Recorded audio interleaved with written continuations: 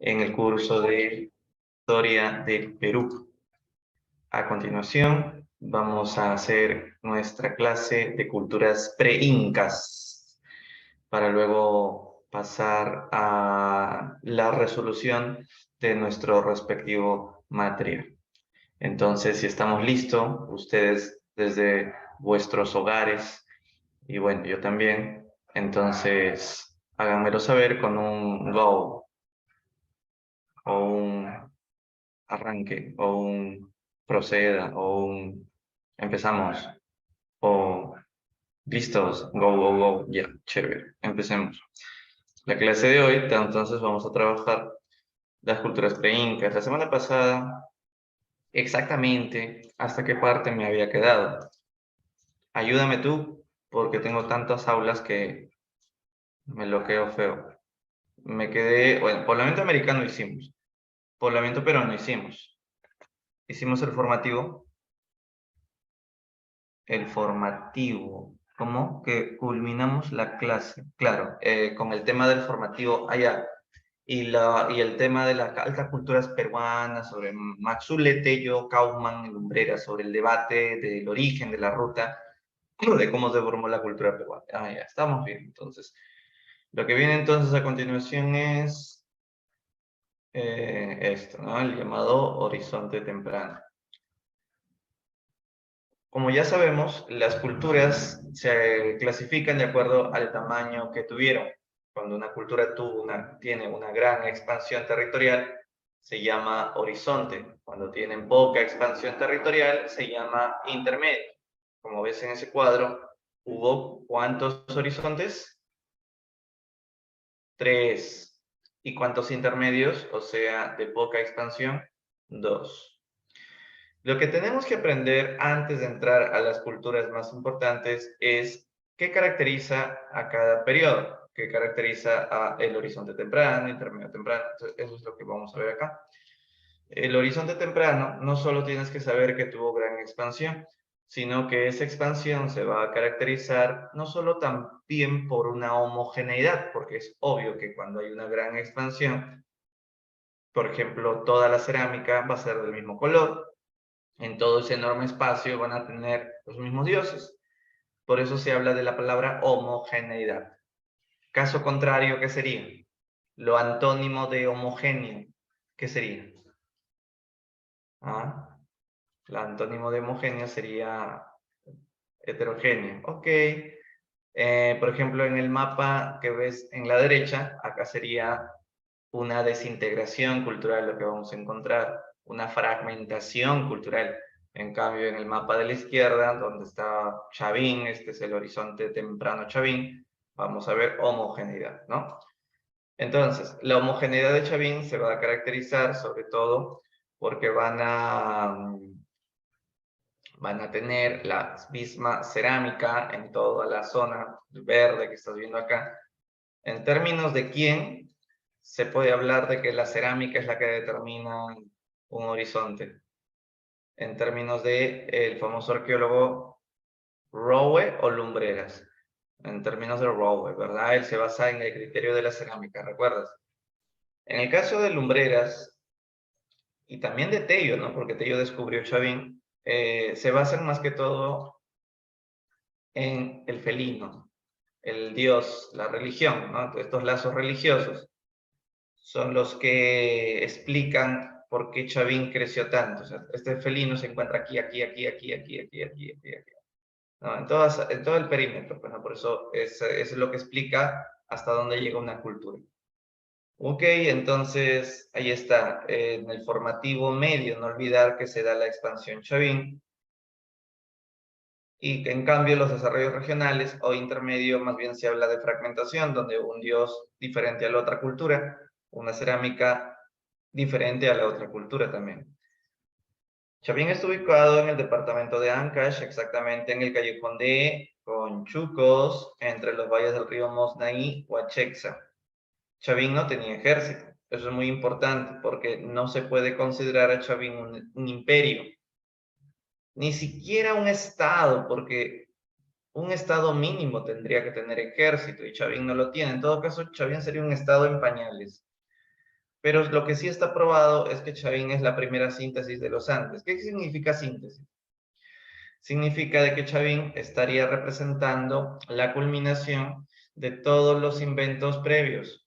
O sea que Chavín es la concentración, es el resumen, es el extracto de todo lo anteriormente ya conocido. Por ejemplo, eh, si desde el hombre de Piquimachá, guitarrero, ya conocíamos evidencias humanas, luego pinturas rupestres, luego vino la horticultura, luego la agricultura, luego la calabaza, los tejidos, la cerámica, la orfebrería, ya todo eso en el formativo, ¿no? La hidráulica.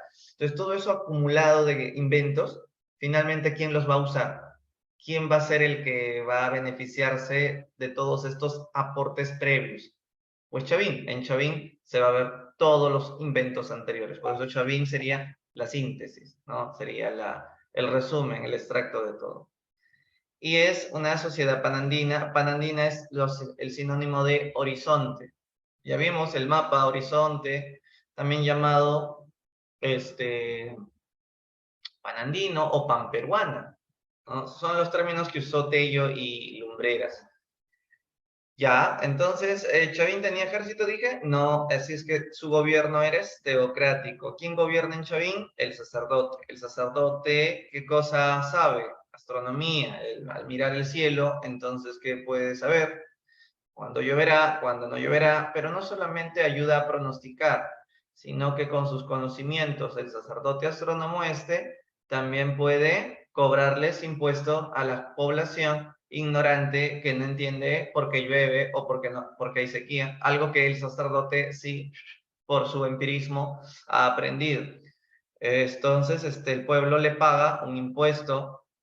Es así que el gobierno de Chavín está al mando de un grupo de sacerdotes, eso es un sistema teocrático, que ofrecen sus servicios de oráculo, pronósticos, y saber cuándo va a venir la lluvia para que conozcas tu calendario agrícola a cambio de ofrendas, a cambio de comida.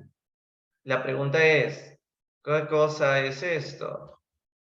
El templo de Chavín te cuenta, profesor. Sí, pero la gente venía de qué lugares a ofrendar al templo de Chavín.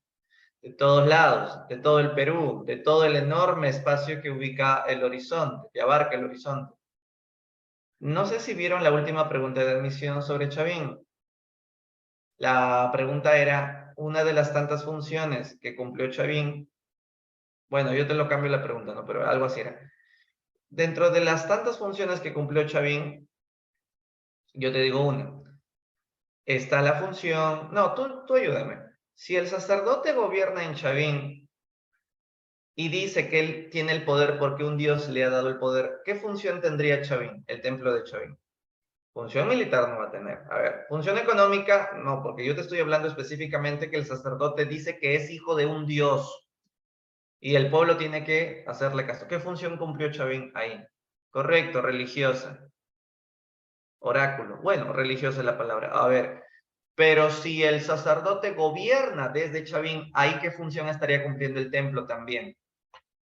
Bueno, Boluarte gobierna en Palacio, el sacerdote gobierna en Chavín. Esa es una función política. Claro, teocrática, pero Dina Boluarte no sería teocrático, no, para que sea lo mismo, política, ¿no? Por otro lado, también el sacerdote, desde el templo mira el cielo y desde el cielo ya va estudiando y sabe cuándo lloverá, cuándo no lloverá. Entonces, ¿qué otra función ahí estaría cumpliendo el templo? Ya que el sacerdote tiene un contacto con el cielo y lo domina, lo conoce, lo controla, lo examina, lo estudia. Excelente, astronómica, función astronómica. Por otro lado, el sacerdote amenaza a que si el pueblo no paga sus impuestos, les va a mandar castigos. O sea, no solamente no les va a pronosticar cuando vienen las lluvias, sino que les va a mandar huaicos por no pagar sus ofrendas. Esa es una función de, bueno, hay muchos sinónimos, coerción social, dominio, amenaza, o sea, cuando alguien te amenaza a cambio de un castigo, ¿no? Esa es coerción, amenaza, coactivo. Ya, y la que preguntó el examen de San Marcos era que, mira, tomando en cuenta de que la gente venía de la costa, la gente venía de la sierra, la gente venía del norte, la gente venía del sur, para llegar a Chavín de Huántar, porque ir a Chavín de Huántar era como ir a la Meca de los árabes, era como ir al Vaticano de los católicos. Entonces la gente llevaba productos típicos de su costa, otros típicos de la sierra, otros típicos de la selva, etcétera. Entonces había variedad de productos. Entonces la gente se encontraba como una caravana de gente muy diferente, ¿no? ¿No? Es como que se encuentra pues un costeño, un serrano, un selvático, una chánica, un pituco de San Isidro, no sé, un andino huancaíno, etcétera. Y entonces traen diferentes ofrendas. Entonces, entre ellos, ¿qué cosa van a hacer entre sus ofrendas? ¿Todo eso se lo van a entregar? No, también entre ellos van a hacer trueque. Excelente, intercambio comercial, intercambio o trueque entre ellos. Eso también sería la oportunidad para que las diferentes poblaciones puedan conocerse y puedan aprovechar para hacer un intercambio entre sus productos, ¿no? Porque algunas cosas se lo entregan al sacerdote y otras aprovechan para intercambiar entre ellos. Y esa era también la otra función que cumplió el templo. Bueno, función de peregrinación es lo más importante, como te dije. Y ahí está para llegar a Chavín. Estas son las características de la arquitectura de Chavín. Pirámides truncas, plazas hundidas, formas de U, si lo vemos desde arriba. Tello, en el año 19, descubrió Chavín y la denominó cultura matriz, cultura mamá, como ya sabemos. Según Tello, Chavín tenía orígenes amazónicos. En la actualidad se habla de que no es tanto creíble la teoría de Tello, pero sí es muy respetable porque Tello es el padre de la arqueología peruana. Sin embargo, a pesar de ello, se cree que la nueva teoría de moda es que la cultura de Chavín tuvo orígenes costeños. En la cultura Cupisnique, que fue antes que nazca Chavín, o Cupisnique es pre-Chavín, se ha encontrado cerámica negra, que será el mismo color negro que usará también luego Chavín. Se ha encontrado también que en la cerámica Cupisnique hay, y está en la Libertad en la costa, que los dibujos son de animales felinos, cocodrilos, con caimanes, ¿no? Y qué raro que en la costa de Cupisnique estén dibujando en su cerámica esos animales. Puede que en la costa antes haya habido estos animales, ¿no? No necesariamente que provenga de la selva. Entonces, la teoría del arco Hoyle es que el origen de Chavín tendría más que todo raíces costeñas antes que amazónicas. Pero claro, cada uno es dueño de su propia hipótesis. La de Tello igual es muy respetada. El papá de la arqueología peruana llamándole cultura matriz. Bueno, la influencia de la selva, ahí está el jaguar. Chavín se basó en la agricultura, pero también difundieron el cultivo del maíz, que fue el más importante producto de difusión, o sea, lo cultivaron en todo el horizonte. Tuvo una red de canales donde expandió su frontera agrícola, es decir,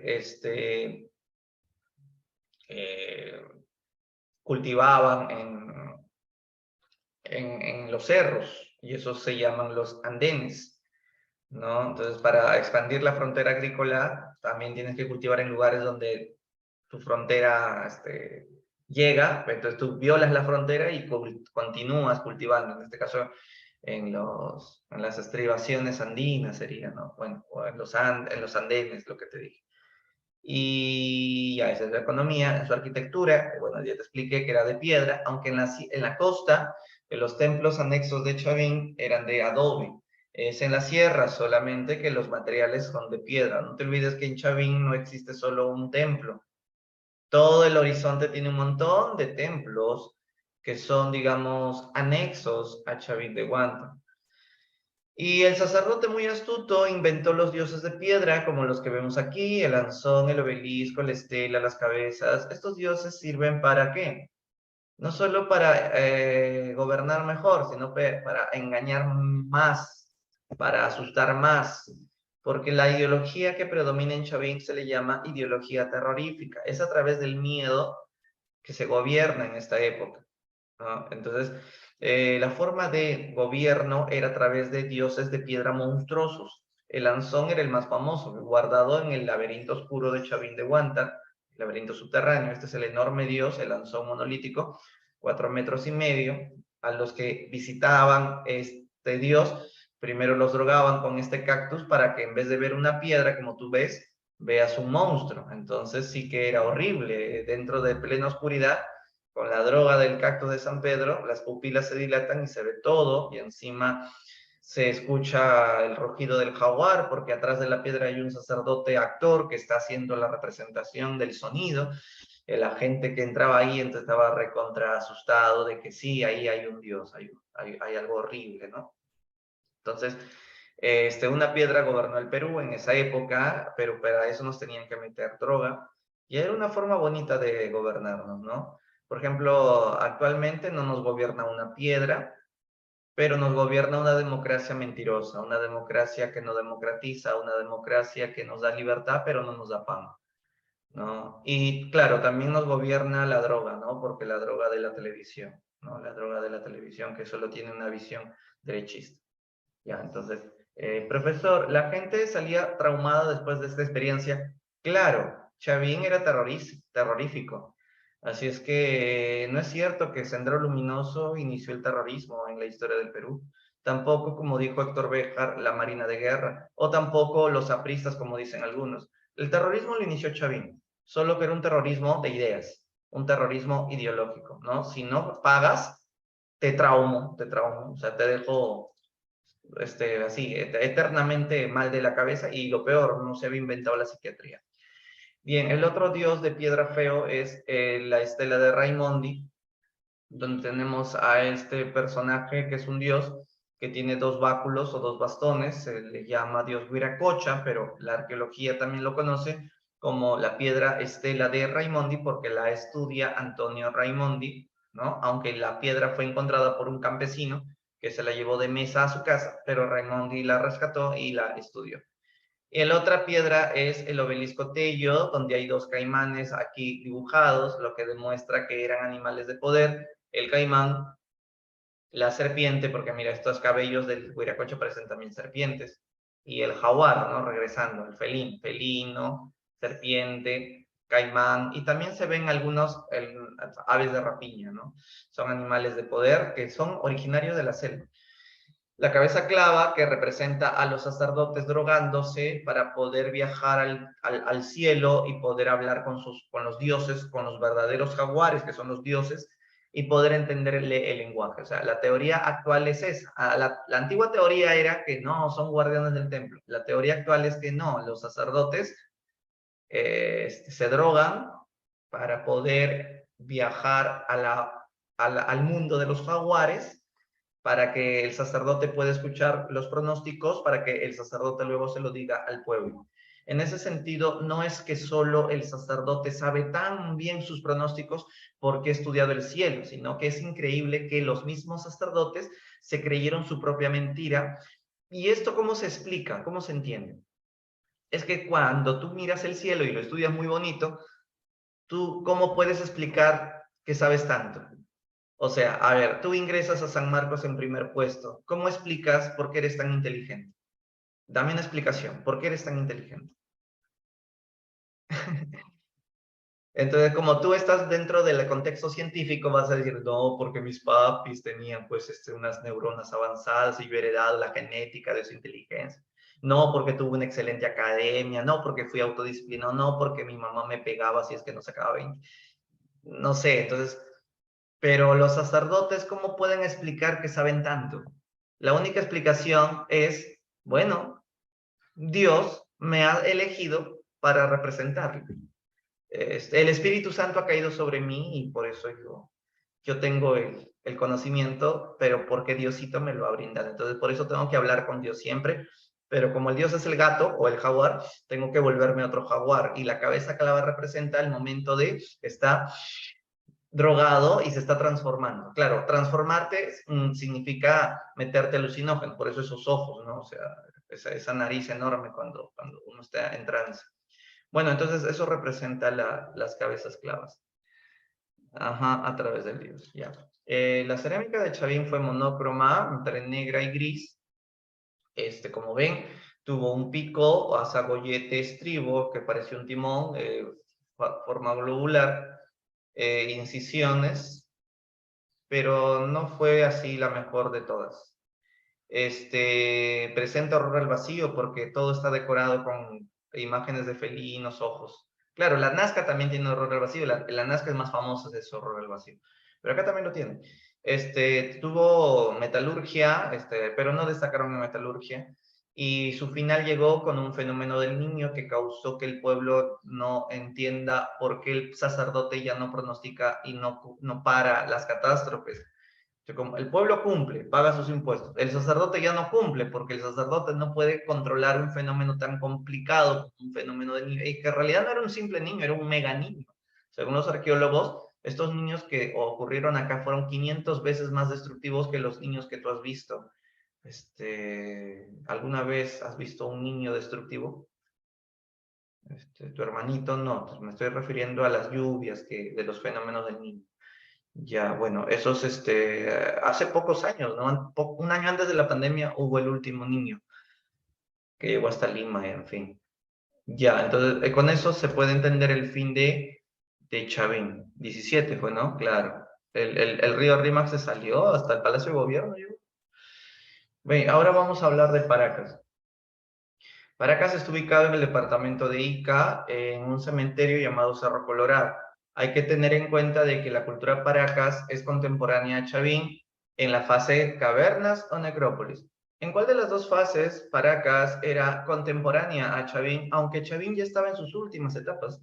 En Paracas Cavernas, que es la fase más temprana. Muy bien, por eso es que hay dos nombres, cavernas y necrópolis. En la fase más temprana, Cavernas, por lo mismo que era de la época de Chavín, entonces también Paracas Cavernas era teocrático, o sea, Paracas Cavernas no tiene ejército, porque es de la época de Chavín, es de la época donde Chavín ya está en decadencia. Las culturas que nacen cuando Chavín entra en decadencia pertenecen a un periodo llamado, y lo expliqué en la clase pasada, el formativo final, ¿no? Porque en cambio el formativo medio, anterior a ese, es el auge de Chavín, ¿no? Pero cuando Chavín entra en decadencia, lo digo una vez más, se llama el formativo final y ahí surgen los Paracas Cavernas y también los Vicus, Salinar, Pucará, ¿no? Etc. Subieron muchas culturas pequeñitas, pero con mucho parecido de Chavín. Y en sus etapas más tardías, como dice aquí, claro, Paracas Necrópolis, es que ya tienen guerreros, claro, porque ya en cuanto Chavín ya no existe para nada, ya surgen las guerras. Y te has preguntado por qué surgen las guerras. La guerra surge por temas de agua y por temas de territorio. Agua y territorio. Esas son las razones de la guerra. Bueno, no hemos cambiado mucho, ¿no? En 10.000 años en historia peruana, ¿no? Actualmente también por tierras y agua hay enfrentamientos. Entonces hay dos Paracas, cavernas y necrópolis. La cavernas es de la época Chavín, necrópolis es del intermedio temprano ya. Necrópolis es del periodo primer regionalismo ya. Bueno, ya te dije que Paracas está ubicado en un cementerio llamado Cerro Colorado, donde vamos a encontrar las tumbas, ¿no? También tuvieron sus templos, centros ceremoniales poco conocidos porque se han destruido debido a que estaban hechos de adobe, hay algunos nombres que destacan. El templo de U es una copia de Chavín, como ya te imaginas. El nombre es como Soto, Santa Rosa, Ánimas Altas. Esto no te va a venir, ¿no? Estos nombres memorizados, no, pero así están. La tumba de cavernas tiene forma de un útero o un estómago de embarazo de una mujer. Olvídate que es una botella, una copa invertida. En esa época no conocen botellas, no. Lo hicieron con el objetivo de representar el vientre de una mujer embarazada y esa mujer es la tierra, la Pachamama. Y estos muertos están momificados, miren, estaban momificados, o sea, conservaban toda su piel, sus ojos, sus cabellos, porque cuando morían le sacaban todo lo que había dentro, luego lo cosían, lo doblaban y lo envolvían en mantos, ¿no? Entonces, esta es la tumba de Paracas Cavernas. No tiene muchos cuerpos, unos 40 pardos. Tello tuvo un accidente, se cayó a 8 metros y fue así que descubrió la tumba. No muere porque como lo rebotó en estos costales, eran en realidad los muertos lo salvaron a Tello y empiezan los estudios, ¿no? En el caso de Necrópolis, Necrópolis sí es una tumba rectangular y tiene pues hasta 500 cuerpos, o sea, por eso necro, muerto, polis, ciudad, ciudad de muertos. Se cree que esto era más para todo el pueblo, se enterraba todo el pueblo. En cambio, en cavernas, era, digamos, para toda una familia, ¿no? Aunque los estudios no lo tienen muy claro incluso todavía. Lo que sí está clarísimo es que Paracas Cavernas todavía tiene influencia de Chavín, y la prueba de esa influencia está en estas imágenes que se han encontrado en las telas. ¿En las telas de dónde? De Paracas Caverna. ¿Por qué? Porque vemos felinos, y si vemos felinos, prueba de que es una influencia Chavín. Entonces es cavernas. Este es el felino. Profe, pero este es felinos jaguares, yo no veo jaguares. Sí, tienen cara de felinos. El chiste está en que tienen alas y tienen ojos con forma de café. Tienen ojos como café, le dicen cerculado. Y el otro sí lo conoces, ¿no? El dios de la estela de Raimondi, ¿no? El dios de los báculos. Pero estos vuelan, o sea, tienen alas. Acá está mejor. También se le conoce como el dios Kon. El dios Kong es el nombre genérico que se le ha puesto a los dioses de Ica, porque no solamente creían con los paracas, sino también otra cultura. A ver, ¿qué otra cultura estuvo en Ica y estuvo después de Paracas? La que justo hoy día vamos a hablar. Y ahorita vamos a hablar. Nazca, ¿verdad? Nazca estuvo entonces. Y en Ica y también también veneran a Kong, con el gato volador, o el felino que vuela, ¿no? Ya, como gato volador al toque la sacas. O ser oculados también si deseas recordarlo por el tema de sus ojos, ¿no? Bien oculados sus ojos. Ahí está, ¿no? El ser oculado, llamado así por sus grandes ojos, también llamado cazador de cabezas trofeo, porque tienen cabezas trofeo. Agarra, mira esta cabeza trofeo, que este dios maldito, ¿cómo le gusta cortar cabecitas? ¿No? El dios de los báculos, que es influencia de Chavín, ya sabes. Bueno, los muertos están momificados, eso ya te lo expliqué. Y entonces la textilería de Paracas, sobre todo la de Necrópolis, fue muy fina, estaba hecho de hilos de oro, plumas de papagayo, pero sobre todo lana de alpaca vicuña, la más fina del mundo. Entonces acá hay personajes, ¿no? Que tiene técnicas y fardos que se caracterizan por policromía. Estos tejidos Paracas pareciera que ayer nomás los hubiesen teñido, son muy finos. No están desteñidos como los textiles Wari, los textiles incas. No pasa nada con los Wari y con los incas en el color de las telas. Los Paracas son los mejores por eso. Y también en algunos se han encontrado tocapus. ¿Qué son los tocapus? Son figuras geométricas en las telas, han dibujado figuras geométricas en las telas, que se cree representaron una posible escritura. Por ejemplo, una tela dibujado, decorado así, con figuras geométricas, ¿no? Etcétera, ¿no? Entonces, esos son tocapus. No se ha descifrado qué significa esta escritura. Es una teoría de Victoria de la Jara, la que propone la teoría de los tocapus como escritura geométrica en las telas Paracas. Y como te dije, ¿no? Hilos de algodón y también de camélidos, los más finos, entre otras técnicas, ¿no? Como los tapices, que son muy finos. La cerámica de cavernas era polícroma, muchos colores, pero a pesar de que era más colorida la caverna, se sale la pintura rapidísima. ¿Y por qué se sale tan rápida la pintura? Porque la pintaban antes o después del horneado. En cavernas la pintaban antes o después de haberla metido al horno.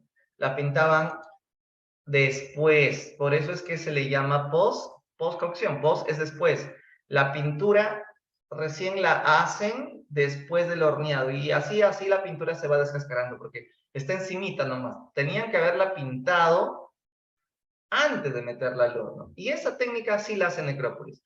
Por eso Necrópolis hace lo contrario, es precocción. Así, pero claro, Necrópolis es un solo color, es monócroma. Pero como es, a pesar que es monócroma la de Necrópolis, su pintura nunca se sale porque ya la habían pintado en la arcilla cruda. En cambio, la cavernas es postcocción, llamada también pintura fugitiva, ¿de acuerdo? ¿Qué forma tiene la cerámica de cavernas? ¿Se puede decir que la forma de la cerámica de Paracas es idéntica a la de Chavín, sí o no? No en los colores, pero sí en la forma. ¿Es idéntica la de Chavín con la de Paracas? Dime sí o no. Recontra no, ¿verdad? Porque en Paracas tiene dos picos. En Chavín solo tenía un pico, ¿no? Y en Paracas tiene un azapuente. asa puente. Tiene forma acalabazada, qué interesante, imita el zapallo, ¿no? Acalabazada. Ya, en cambio, en Chavín era un pico con asa gollete estribo, forma globular, base plana y muchas incisiones en alto relieve, ¿no? Entonces, esa sería la diferencia. ¿Cómo? Asa estribo. Así es, tú lo has dicho. Bien, y vamos con esto, ¿no? Las deformaciones craneanas obedecían a la necesidad de diferenciación social. Diferenciarse la élite del que es el pueblo, ¿no? ¿Cómo se diferencia, casi digo Dina Paula, cómo se diferencia Dina Boluarte de la población peruana? La diferencia está en que, claro, no necesita Dina Boluarte deformarse la cabeza para distinguirse que ella es la presidenta y nosotros no lo... No, ella, profe, pero ella no usa sombrero, profe. Ya, entonces, ¿cómo se diferencia? Cualquier presidente, ¿qué lo distingue de los no presidentes? Que tiene su banda presidencial, pues, su banda presidencial. ¿Qué te distinguirá a ti el día que ingreses del que no ingresa? ¿Qué te va a distinguir a ti el día que ingresas del que no ingresa? Aparte de tu papelito, de tu certificado, lo que te va a distinguir es que tu cabeza va a estar rapada. Esa es la diferencia, ¿no? De las chicas también, tienen que rapárselas toditas, ¿ya? Acuérdate que después va a crecer el cabello. Así es que esa es una forma de que te distingan también, porque cuando estés en la universidad en el primer ciclo, vas a sentirte un poco incómodo porque por un momento vas a sentir de que estás en el ejército. ¿Por qué? Los de los ciclos superiores los bulean a los cachimbos. Y para distinguir esos cachimbos tienes que estar pelado. El peladito es el novato universitario. Y a ellos los apanan, los agreden psicológicamente. No físicamente, solo psicológicamente, mentalmente, ¿no? Sobre todo en la cola del comedor. En la cola del comedor se van a burlar de los novatos que recién están tomando experiencia. Así es que es interesante vivir la universidad, es como hacer el servicio militar obligatorio, pero intelectualmente hablando. Claro, yo le pedí a mi mamá, todito, pélame todito, ¿no? Todito me pelaron cachimbito, cachimbito. Y así, pues yo también yo sufrí, pero luego yo hice sufrir a los nuevos. Ese es el destino. Entonces, en el caso de los paracas, te deforman la cabeza para que la élite se distinga del pueblo. Pero claro, todo se deforma en la cabeza en realidad, solo que la élite se la deforma de una manera distinta a la del pueblo. Entonces ahí hay una diferenciación social y de élite. Por otro lado, también la deformación obedece a la necesidad de que distintas comunidades puedan diferenciarse, ¿no? Entonces, Caverna se diferencia de Necrópolis por la forma distinta que tienen en deformar las cabezas. Y esa es la teoría, ¿no? Personalmente yo no creo que lo hicieron por eso. Pero mi teoría no importa, ¿no? Mi hipótesis no importa, pero importa lo que dicen los arqueólogos, ¿no? Porque para mí, no, mejor no te digo lo que yo pienso porque después vas a rayarte feo. Vamos ahora con la trepanación craneana. El tema de la trepanación craneana, que lo diga, pero eso es una hipótesis muy rara la que tengo. Estos no fueron humanos. Los deformados no fueron humanos. Estos son cráneos de extraterrestres y los extraterrestres tienen cabeza larga, ¿no? Y entonces en realidad son cráneos de extraterrestres que no fueron deformados, simplemente que así son sus cabezas, ¿no? Porque son más alargadas. Ok, ya, esa es mi teoría pastrula que tengo de tanto haber visto alienígenas ancestrales en History cuando era más chibolo. Ya, pero bueno, volviendo acá. La trepanación craneana. El caso de la trepanación obedecía a el tema de los pequeños conflictos o guerras que solían hacer, sobre todo en Necrópolis. Recuerda que te dije que en cavernas eran más teocráticos. En Necrópolis sí ya van a empezar a hacer guerritas. Entonces te meten un palazo ahí, te dejan ahí todo el hueso hundido. Así es que te operaban, el médico cirujano te destapaba y te sacaba todo el coágulo con bolas de algodón y incrustado con costillas de ballena. Tu anestesia la chicha y la coca para que no te duela. El detalle es que después de esa delicada intervención, ¿cómo saber si el paciente siguió viviendo? Lo que pasa es que alrededor del hueco te crece hueso hasta que se cierre todo, lo que quiere decir que hay regeneración celular o cayó óseo, lo que es un síntoma bueno de que siguió vivo, ¿no? Si encuentras en cambio así como este cráneo, ahí está muerto, pues no aguantó. Incluso yo he visto en el Museo de Pueblo Libre, en la Sala Paracas, 2 trepanaciones craneanas en una vida. ¡Qué terrible! Pero la que yo vi sí que me dio miedo porque el tamaño de la obturación había sido así. Y no exagero, ¿ah? Así, así lo habían abierto. Claro, profe, usted se ríe porque no es su cabeza. Bueno, sí, pero me río porque siguió vivo, pero solo por un pequeño tiempo. ¿Y usted cómo sabe, profesor? Me está troleando. Porque la regeneración celular estuvo por aquí nomás. Empezó a regenerarles el hueso, pero no terminó de cerrar, lo cual significa que vivió, pero solo un tiempo más solamente. Ya, bueno, y así son los grandes experimentos en medicina avanzada que tenían los peruanos de Ica, ¿no? Un aplauso para la ciencia médica en los iqueños, ¿no? Yo estoy seguro que tú te habrías sometido a este tipo de intervención ante algún problema de cabeza que tengas. Bien, dejamos aquí y ahora vamos a la parte de el siguiente, el periodo llamado intermedio temprano. Ahí está. En el intermedio temprano, ¿qué características existen? Primero, son culturas de pequeña expansión, son culturas regionalizadas, y se van a caracterizar en este caso porque, bueno, primero, ¿no? Ya no hay influencia de Chavín. Segundo, son extraordinarios en artesanía. Aquí van a surgir los mejores ceramistas, Nazca, Moche, los más grandes, ¿no? Claro, también hay que diferenciar las que son de la costa, las que son de la sierra.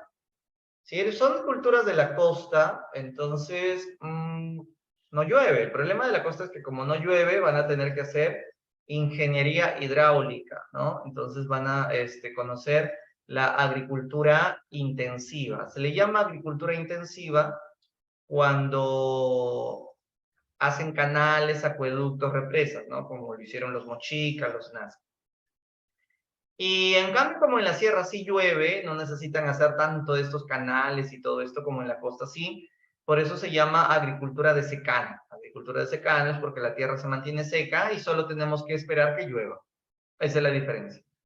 Y además, como te dije, destacaron en buenas artesanías, sobre todo en la cerámica, pero también van a ser buenos en otras artesanías, textiles, trabajos de metalurgia, pero la prioridad la tiene la cerámica. Incluso son buenos en matemática. Las líneas de Nazca nos dan una demostración que eran chéveres en geometría, ¿no? O sea, estos peruanos son unos maestros de la artesanía, unos maestros de la ciencia. Claro, la ciencia está en pañales, pero tienen pues sus conocimientos empíricos. Así que quítate de la cabeza de que estos eran hombres primitivos, ignorantes, que no sabían hacer nada, y que los españoles vinieron a civilizarnos.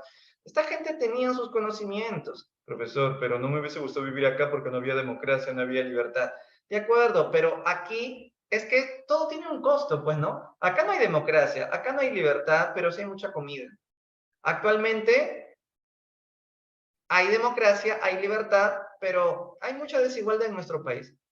Si no, la Navidad es un buen motivo para saber cuánta pobreza y cuántos niños pobres en las calles para ver si pueden tener un panetoncito, etc. Entonces, todo gobierno tiene su costo. Por un lado es bueno en algo, pero no en todo. Entonces, ¿tú qué hubieses preferido? ¿Pan sin libertad o libertad? Perdón, ¿cómo sería la ecuación? Un gobierno que te dé libertad, pero que no te dé pan, como son las democracias actuales.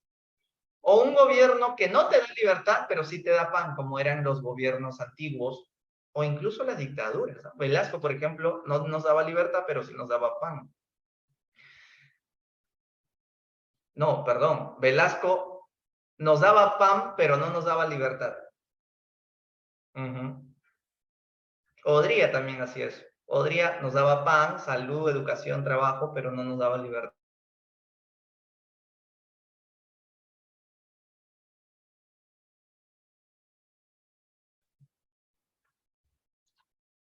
Estos son los Duracell, como que gratis. La cerámica, entonces, vamos a volver acá, la cerámica. es lo más importante en la artesanía. Vamos a hablar de Nazca. A ver, Nazca está ubicado en el departamento de Ica, en la cuenca del Río Grande. Acá se desarrollaron.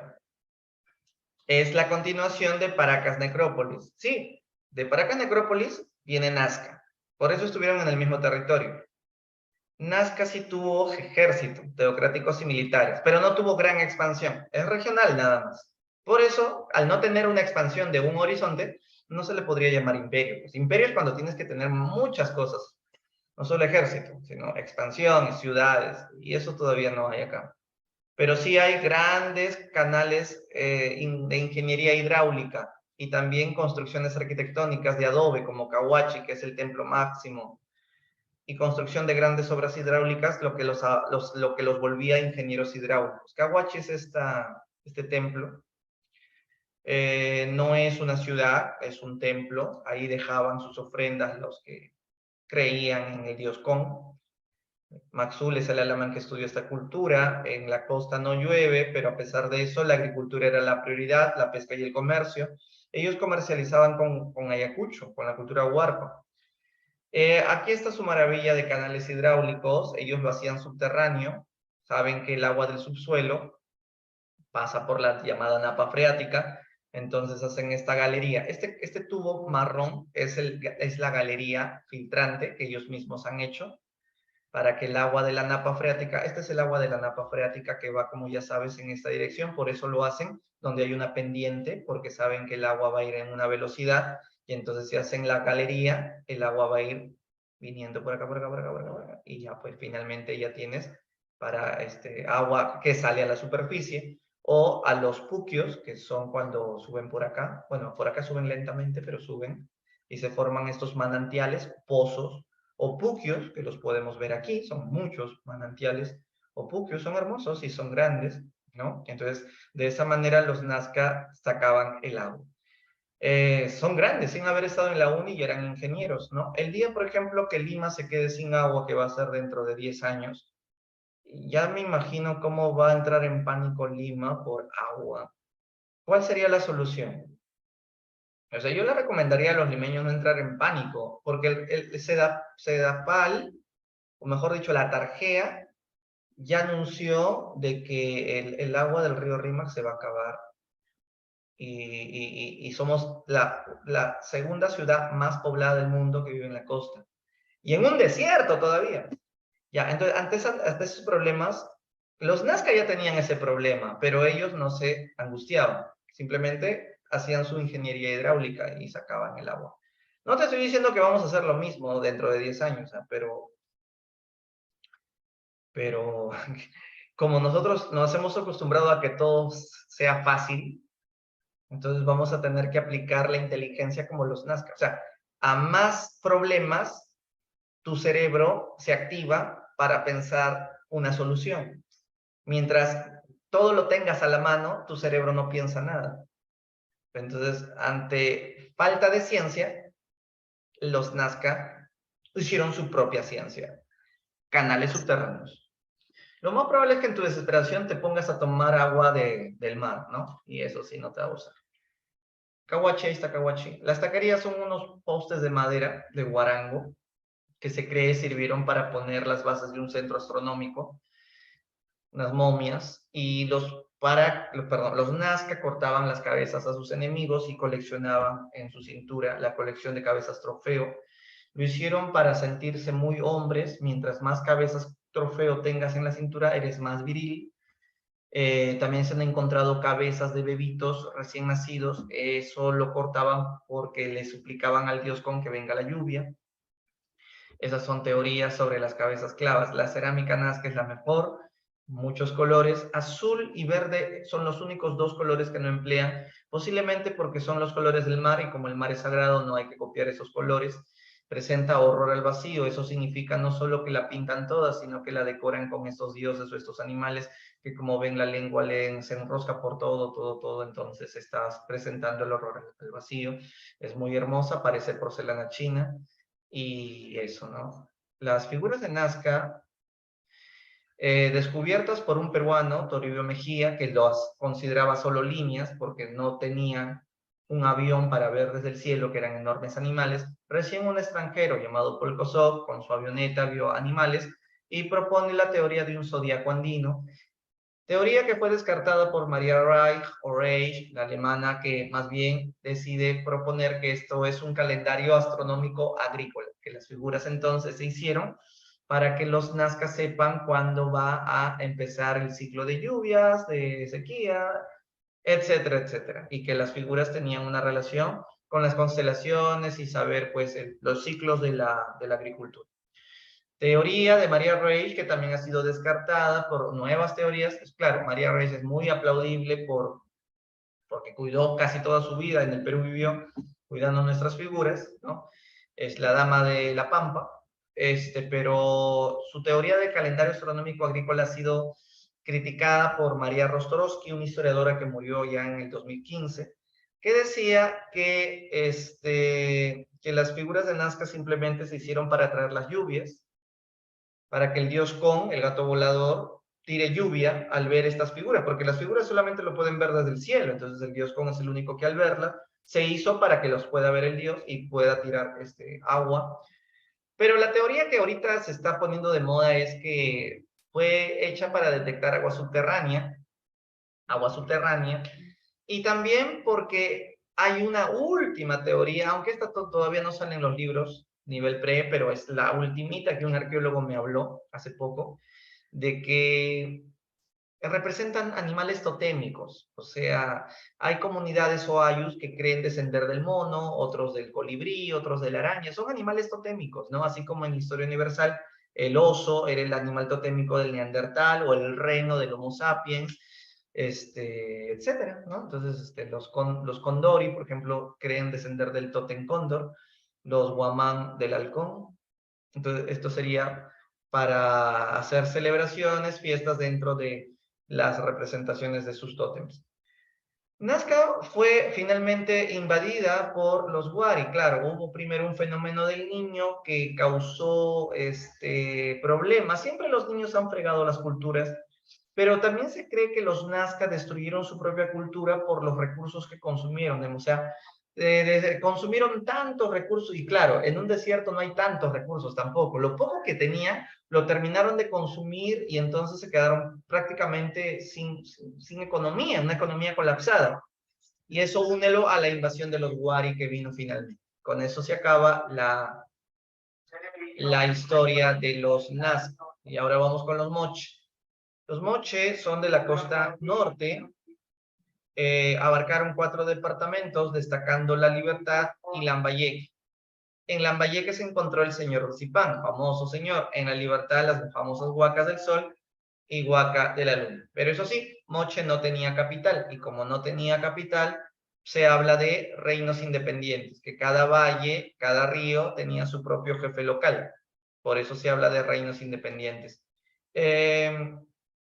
Igual que en Nazca, eran teocráticos y militares, sí que estos tenían muchas guerras y practicaban muchos sacrificios humanos, y eso se sabe por los dibujos que se ha encontrado en la cerámica, es que se ve ahí imágenes de sacrificios y guerras. También se conoce que ellos hablaban la lengua, el Muchik, lengua gracias a la cual se sabe hasta el nombre de su dios, que se llama el Ayapae, es el nombre de su dios principal, pero también hay otros nombres de sus jefes, como el Sikish, el Alaek, y eso gracias a la lengua el Muchik, de donde deriva la palabra moche o mochica. Max Zule, y Tello también estudiaron, sobre todo Max Zule, descubrió la cultura moche. Igual que los Nazca no tenían agua o lluvias, ellos lo que hicieron fue canales, acueductos y represas. Para nada lo hicieron subterráneo, todo lo hicieron superficial. Es decir, aprovechando de que el río trae agua, claro, no trae agua todo el año, en la costa no pasa eso, solo unas semanas nomás, y luego se seca todo, pero aprovechando esa temporada de que el río está cargado, hacen canales, acueductos y hacen unas enormes piscinas donde van almacenando el agua, eso es la represa. Entonces no necesitaron hacer nada subterráneo como los Nazca, pero igual los Moche les funcionaba eso.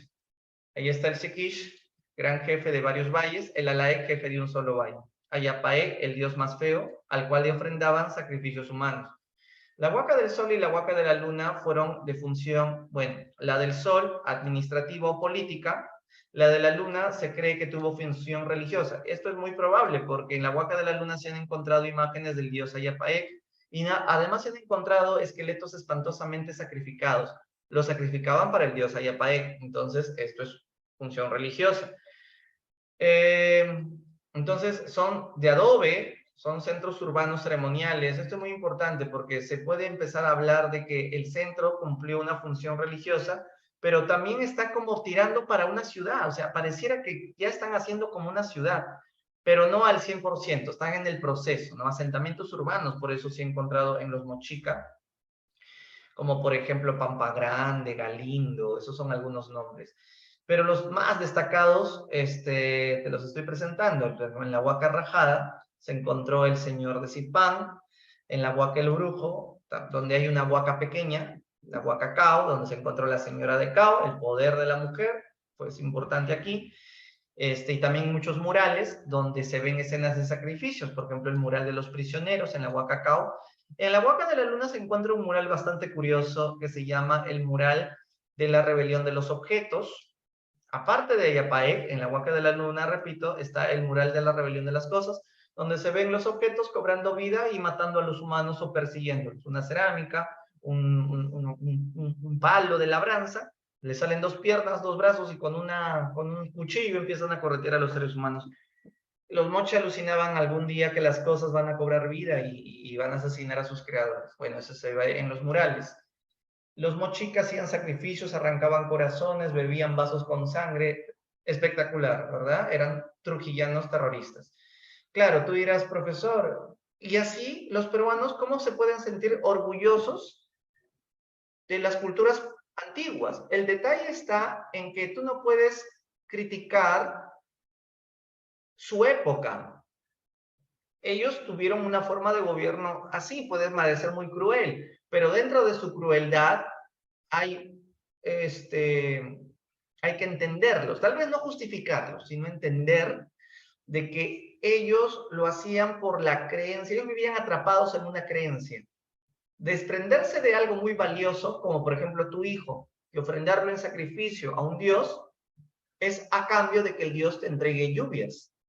No es que tú te creas, o sea claro, para tu modernidad es un asesino, pero para su contexto histórico era un costo necesario porque a cambio ibas a recibir una reciprocidad, en este caso de Dios. Entonces, los sacrificios mochica obedecen a la necesidad de desprenderse de la vida, ofrendar esa vida al Dios a cambio de que vengan lluvias. Por eso arrancaban corazón. Claro, y como estamos viviendo una época de que no llueve, no llueve y no llueve, la desesperación te obliga a hacer sacrificios. Por ejemplo, ¿cuál es el sacrificio más grande que hasta ahora en tu vida has hecho? Porque no puedes salir de la pobreza. A ver, ¿cuál es el más grande sacrificio que estás haciendo actualmente? Porque no aguantas. Hasta ahora no has podido salir de la pobreza. El sacrificio más grande que ahorita estás haciendo es gastar tu plata en una academia. Envejecer sentado en tu casa durante un ciclo, ¿no? Cuando deberías estar ahorita en la playa, haciendo surf, conociendo chicas, viviendo la vida es corta, pero no, es un sacrificio. Envejecer, perder tu tiempo ahí, pero claro, esa pérdida de tiempo que otros la disfrutan, tú la pierdes a cambio de algo mejor. Y eso mejor será una carrera universitaria. Entonces, ese es el entendimiento de los sacrificios. La juventud se... Sí, la vejez es más grande que la juventud. Pero el detalle es que tú puedes vivir tu juventud y en la vejez vas a estar bien pobre. En cambio, tú puedes sacrificar tu juventud y vas a vivir una vejez más o menos cómoda, supongo. O sea, esos son los costos de la vida, ¿no? No sé si lo habrás reflexionado alguna vez. Bueno, los moches sí lo hacían, por eso hacían sus sacrificios humanos. Se ha encontrado, estas son imágenes de cerámicas mochicas. Este es un hombre, el Siekish. Se cree que esta es una mujer por la talla, está chata la chica. Esta es una sacerdotisa que le entrega un vaso de sangre humana al Sikish para que se lo beba delante de la imagen de Ayapaec. ¿Cómo habrá sido ese momento, no? ¿Y cómo sabe usted que es sangre humana? Porque acá se ven los prisioneros que les están arrancando el corazón los guerreros. Está probado que esta es una evidencia de sacrificio humano. Esto venía en un examen de admisión. Este el señor Zipán. Esta es otra prueba de sacrificio humano, porque se encontraron 3 hombres, 4 mujeres que eran asesinados para acompañar a la vida, al señor a la otra vida. Los pies estaban cortados, otra prueba de que le amputaron los pies, sacrificios humanos.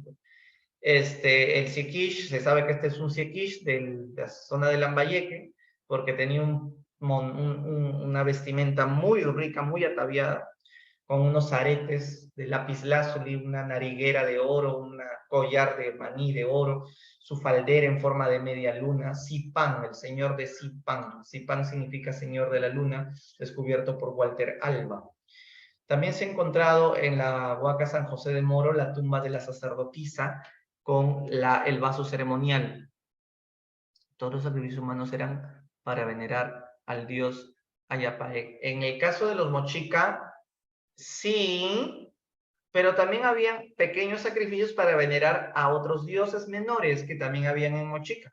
Por ejemplo, la luna era una diosa que se llamaba Shi, ¿no? Y también estaba el hijo de Ayapaec, que se llamaba Chicopaec, ¿no? Pero el más destacable que se ve en las iconografías arqueológicas de Moche es Ayapaec, sobre todo en la Huaca de la Luna. Pero no es que todo eso solo era para Ayapaec, pero principalmente sí se ve iconografía que lo hacen para él. Entonces en San José de Moro se encontró la tumba de esta sacerdotisa con su vaso ceremonial. Lamentablemente no encontré una foto donde ya se ve el esqueleto. En su mano tenía el vaso donde se bebía la sangre, pero en ese lugar se encontró la sacerdotisa. Luis Jaime Castillo, profesor de la Católica, fue el que encontró esto. Y luego ya en el 2006, Regulo Franco encuentra la tumba de la señora de Cao, una chica de 16 años que gobernaba en La Libertad. No era tan rica como el señor de Zipán, o sea, en su indumentaria, pero la diferencia con Zipán es que Zipán estaba esqueleto. En cambio, la señora de Cao estaba con piel. Había sido conservada su piel con inyecciones de mercurio y estaba recontra tatuada. La señora de Cao le gustaba el tatuaje, ¿no? Claro, el señor Zipán está puro esqueletito, pero lo que lo hace más grandioso al señor Zipán es que toda su ropa le ganaba en oro a la señora de Cao. Entonces, esto también nos llegaba a la inferencia o a la conclusión de que la mujer compartía el poder con el hombre, ¿no? Ahora, todavía esto sigue en estudios, porque tampoco es cuestión de decir que había igualdad de género y que no había machismo. Esto es difícil de decir, porque en el mundo andino de por sí es bien machista, ¿no? El gobierno de Castillo, por ejemplo, ¿no? El gobierno de Castillo es patriarcal, pero es normal en el mundo andino que sea así, que el hombre es el jefe de la casa. Entonces, que la mujer haya compartido el poder sería más que todo un complemento, el complemento político en este caso. Hombre y mujer compartían el poder. Bueno, entonces no te voy a venir una pregunta, ¿qué conclusión sacamos de la señora de Cao? Bueno, por el momento, el complemento político del hombre y la mujer. No hay feminismo, tampoco hay que ya no hay machismo, no, tampoco hay esto. Es una equiparación de género, vamos a poner, en el sector político. La cerámica mochica es bicroma, es escultórica, o sea, 2 colores, crema y rojo, como ves, escultórica porque hacen huacos retratos, huacos sexuales, en eso se caracteriza lo escultórico, porque esculpen la arcilla y hacen rostros, cuerpos, pero también es pictográfica porque hacen escenas de guerras y sacrificios, como los que ya vimos, guerras y sacrificios, pero también la cerámica moche es realista porque todo lo que vemos acá fue real, o sea, así lo hacían. Sus rostros también fueron reales, así hacían las guerras, sacaban corazones. Realismo también se ve en sus guacos retratos. Hay guacos enfermos, pedantes, creídos, sufridos. Entonces hay realismo, pero también hay mitología, porque también hay cerámicas con el dios Ayapay, y el dios Ayapay no es verdad, es un mito, entonces es imaginario. Entonces, al estar en la cerámica los dioses, entonces también hay un poco de mitológico, a pesar que también hay realismo, hay mitología, pero también son cerámicas escultóricas y pictográficas. Esto es una teoría, perdón, estas son las enormes evidencias de la metalurgia. Los mochica usaban la tumbaga que es la mezcla de oro con cobre, eso fue una pregunta de admisión, oro con cobre genera la tumbaga, y estos fueron muy buenos los mochica. Y los payares pintados es otra teoría, se cree que fue una escritura, hay varias hipótesis de escrituras antiguas. Los quipus, eso sí está probado que fue una forma de comunicación, pero eso fue recién en los incas. Entonces los payares y los tocapos paracas siempre quedan en hipótesis no confirmada. Los mochicas fueron destruidos por un fenómeno del niño, la clásica, y luego los wari entraron con fuerza. Igualito que les pasó a los nazca, ¿no? A los moche también les habría ocurrido. Bien, dicho esto, vamos ahora a continuar con la parte 3, que es el llamado horizonte medio. Vamos a ver 4 partes hoy día, en la clase toca 4 partes. Ya estamos en la tercera parte, el horizonte medio. ¿Hasta aquí qué hemos visto ya? Horizonte temprano, Chavín, intermedio temprano, Moche Nazca, ¿no? Y ahora vamos con la tercera, horizonte medio. En el horizonte medio, las culturas vuelven a tener gran expansión, destacando Tiahuanaco y Huari. ¿Qué es lo que más caracteriza a Tiahuanaco y Huari en conjunto? No solamente que tienen gran expansión, sino que aquí por primera vez podemos hablar de estado consolidado. Aquí se puede ver todas las características que necesita un estado. ¿Y cuáles son esas características? La ciudad. Tienen ciudad. El tener ciudad es una buena garantía de que esto ya es un estado. Claro que no solo necesitas ciudad. Para que sea estado necesitas ejército, ciudad, expansión, leyes, burocracia, caminos, ejército, obviamente, conquistas, ya todo eso lo hacen. Profe, pero los moche también tenían ejército, Nazca también, pero no tenían expansión y tampoco tenían ciudades. Profe, pero Chavín tuvo gran expansión. Sí, pero Chavín no tenía ejército y tampoco tenía ciudades, eran puros templos. ¿Te das cuenta? O sea, recién con Tiahuanaco y con Huari ya hay todo. Ejército, ciudades, expansión, caminos, burocracia, leyes, sanciones, coerción. Todo lo que en los incas también va a ser igualito. Entonces, eso es lo que caracteriza el horizonte medio. Acá están grandes construcciones, donde se pueden ver las clases sociales. Pero lo interesante además es que los Wari, si bien tenían ejército, y Tiahuanaco también, ¿quiénes eran más militares? ¿Wari o Tiahuanaco? O sea, ojo, teniendo en cuenta que ambos tienen ejército, más militares eran los Wari. O sea, sus conquistas se basaron más en lazos militares, su expansionismo se basó más en la guerra.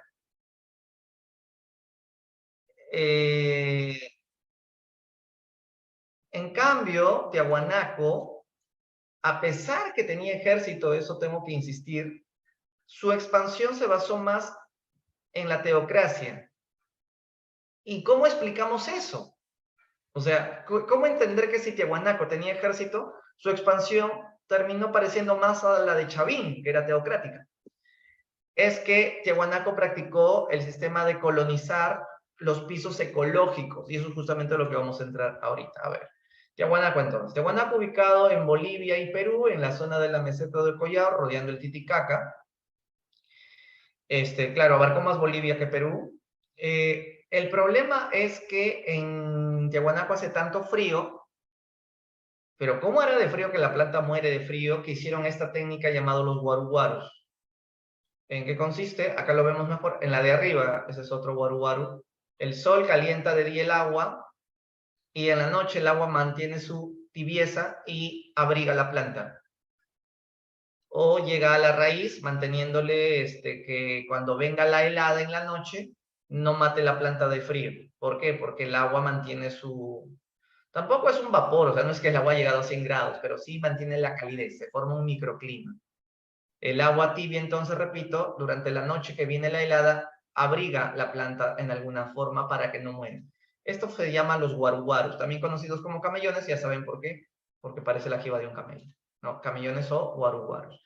Otra técnica que usaron, y ahí ahora sigo para explicar esto de los vínculos más teocráticos en Tiahuanaco, es que conocieron el control vertical de pisos ecológicos y eso los hace colonizadores. ¿Me explico? Mejor. Este es el Perú, costa, sierra, selva. Lo vemos también acá, costa, sierra, selva. Mire, el lago Titicaca está a una altura de casi 5.000 metros, ¿no? Bueno, no tanto, 4.500. Entonces, los tiahuanaco, como viven en esta parte de arriba, el frío evita que sus plantas crezcan. Pero claro, la solución es sembrar en diferentes pisos altitudinales. Eso se llama control vertical de pisos ecológicos. Entonces, los tiahuanaco van a cultivar. A ver, dame la idea que tiahuanaco usaba. ¿Cuál es la mejor opción? ¿Cultivar en un piso alto o bajo? Si tiahuanaco sabe que el frío mata la planta, la mejor opción es cultivar en un piso bajo. Claro, en un piso bajo donde no va a ser tanto frío. Cultivan en la costa o chala, en la yunga, en la quechua, ¿no? Hay otros pisos más. Entonces, ¿cómo logran expandirse los tiahuanacos sobre todos estos pisos? Les roban las tierras a los pueblos que viven en estos pisos. Les roban sus tierras para que ahí siembren lo que arriba no te va a crecer por el frío. Arriba en la altura, el frío mata la planta. Entonces, repito, cultivan en pisos bajos donde no hace frío, pero para eso tienen que robarle las tierras a los que viven ahí. ¿Y cómo se las roban? Con el ejército los amenazan. Pero es raro que el ejército entre en acción. ¿Por qué? Porque lo que finalmente logran los tiahuanaco es convencer a estos pueblos pequeños que abandonen sus tierras para que los tiahuanacos se las agarren. La gran pregunta es, ¿y cómo logran convencerlos? Para que no haya guerra, ¿cómo logran convencerlos pacíficamente que entreguen sus tierras a estos pueblos pequeños? A través de alianzas matrimoniales. Es decir, el jefe tiahuanaco le regala a su esposa al jefe local, y el jefe local, o sea, el jefe de esta pequeña tierra, también le regala a su esposa al jefe tiahuanaco. Hay intercambio de mujeres. Ahora, no es cuestión de escandalizarse, porque el mejor regalo que un hombre le puede hacer a otro hombre es una mujer, ¿no? Dentro de una caja de regalo. Pero actualmente no se puede hacer eso porque se te cae encima los derechos humanos, las feminaz y Andrea Llosa, ¿no? Pero, o sea, cuando hablamos de mundos antiguos, el poder del hombre sobre la mujer se expresaba incluso en la política. El hecho de que el Inca haya tenido 500 mujeres obedecía a razones políticas, ¿no? Ahora, también pasa lo contrario. Por ejemplo, hay mujeres que les encanta tener muchos hombres. No sé si acá habrá casos, pero en algunas islas de Melanesia y Polinesia se practica la poliandría. La poliandría. Y bueno, aquí en Occidente, la poligamia, ¿no? La poligamia. ¿Alguna vez las chicas se han preguntado por qué los hombres son unos perros que quieren estar con todas y no son fieles? Ya, una vez Marco Aurelio de Negri lo explicó a través del simio primate. Como nosotros descendemos del simio y el simio primate tiene su harem, genéticamente los sapiens machos, o sea, nosotros hemos heredado esa necesidad de ser polígamos. Herencia genética del macho alfa de los chimpancé, orangután, ¿no? Y entonces el tema de la poligamia es algo genético, pero la monogamia es ya un tema cultural, o sea, nos imponen los valores, las reglas que no se deben, tienes que ser fiel, ya, pero eso es en culturas occidentales. Hay culturas donde la poligamia es tolerada, hay culturas donde la poliandría es tolerada. No, mira nomás acá en el Islam el hombre puede tener muchas mujeres, ¿y quién se queja? Entonces, es que eso no es un tema de fidelidad, es un tema que te han enseñado que eso está mal. Que tener muchas mujeres está mal, claro, pero para otras culturas no está mal. Entonces, como no está mal, de niño aprendes que está bien. Entonces, eso es un tema cultural, no es un tema que es cómo deba de ser, no. O sea, el tema no es cómo debe de ser, sino es cómo nos han inculcado culturalmente cómo debe de ser. Pero bueno, no, no les estoy diciendo con esto de que ahorita sáquenle la vuelta a su pareja, no, no estoy diciendo, no estoy pidiendo eso, simplemente les estoy explicando las interpretaciones de la cultura. El mundo tiene diversos pensamientos. Entonces, volviendo acá, los tiahuanaco intercambiaban mujeres con los jefes locales y entonces ya no necesitaban guerras. Entonces, se agarraban las tierras y eso se llama colonización o colonizadores. Caso contrario, imagínate que hubiese sido con guerra, ya, capturemos a los prisioneros, sacrificios humanos, arrancada de corazones como los mochicas. Ahí no podrías llamarle colonizador, pues ahí cómo sería la palabra. O sea, los moches no colonizaban. Los moches agarraban gente, asesinaban, sacrificios, guerras, muerte. Eso se llama conquistador o invasión, como tú quieras, ¿no?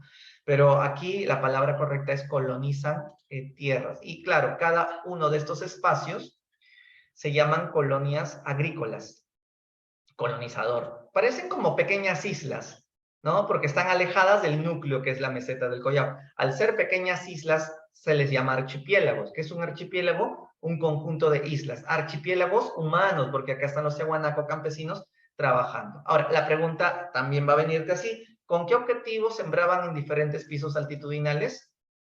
¿El objetivo cuál era principalmente? Tener la esposa del otro, profe. No, ese no es el objetivo principal.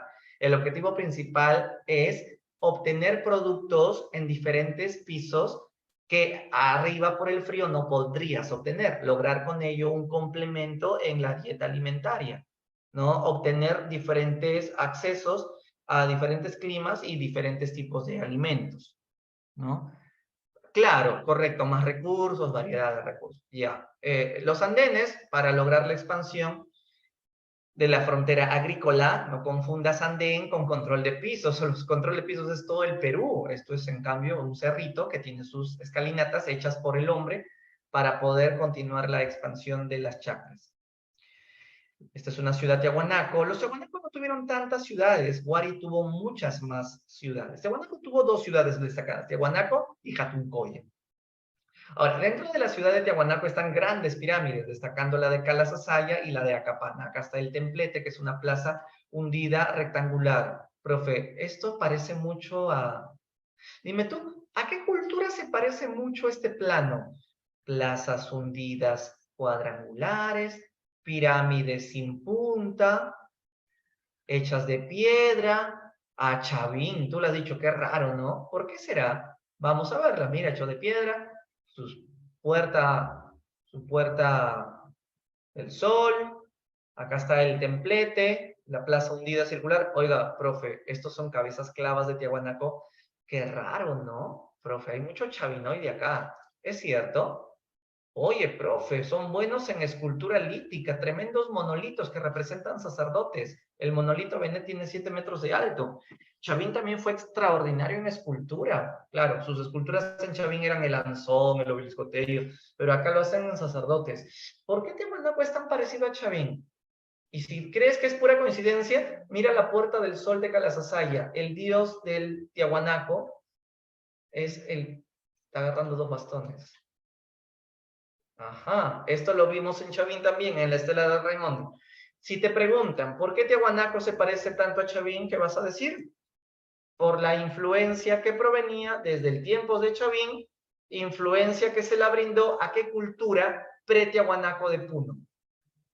¿Alguien me puede decir cómo se llamó la cultura que estuvo antes de Tiahuanaco en Puno o Bolivia y que esa cultura recibió la influencia de Chavín porque vivió en la misma época de Chavín? Empieza con Puca, Puca, la cultura Pucará, Pucará, la cultura de Guido, ¿no? De Guido.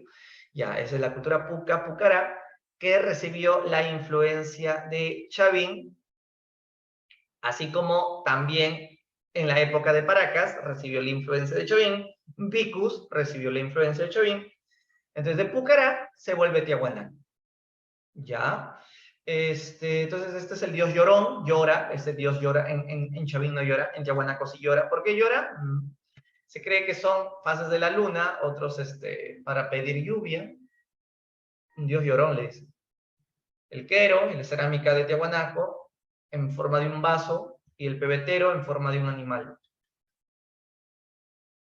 También hicieron grapas de bronce. Conocieron el bronce, las grapas lo hacían en forma de una una I o una H. Entonces, si por ejemplo tienes acá una piedra, perdón, tengo acá otra piedra, ¿cómo hago para que una piedra y la otra piedra queden pegadas si no hay cemento? Agarran una grapa, claro, previamente pican, entre una piedra y otra, de esta forma picaron, agarran la grapa y la ponen ahí y plum, ¿no? O sea, engrapan, ¿no? O sea, unen ahí para que se mantenga pegada una con la otra, ¿no? Las dos piedras ahí se mantenían pegadas con la grapa. Eso ya no las hace que se muevan. Estas son las grapas de bronce de Tiahuanaco. Y Tiahuanaco llega a su fin porque hubo un problema climático. Si leemos acá un poquito, los efectos del cambio climático fueron dramáticos en Tiahuanaco. Se produjo una dispersión generalizada de su población, buscaron nuevos lugares, la ciudad de Tiahuanaco fue abandonada, la población se estableció en asentamientos en la parte más elevada, y 300 años después se recupera de la humedad, bla, bla, bla, se configura ya. Pero acá esta es una teoría del arqueólogo Julián Santillana, es un arqueólogo, no es el del autor de los libros Santillana, no, es un arqueólogo de prestigio, apellidado Santillana. Pero también está la teoría de Max Zule, continuada por Ribagüero y explicada en clase cuando yo ingresé por mi profe Valdemar Espinosa, que nos habla de la invasión de los aymaras. Esta es una teoría que está muy de moda, que fueron los aymaras los que invadieron a Tiahuanaco y los Tiahuanaco huyeron a Cusco. Al llegar a Cusco crearon a los incas.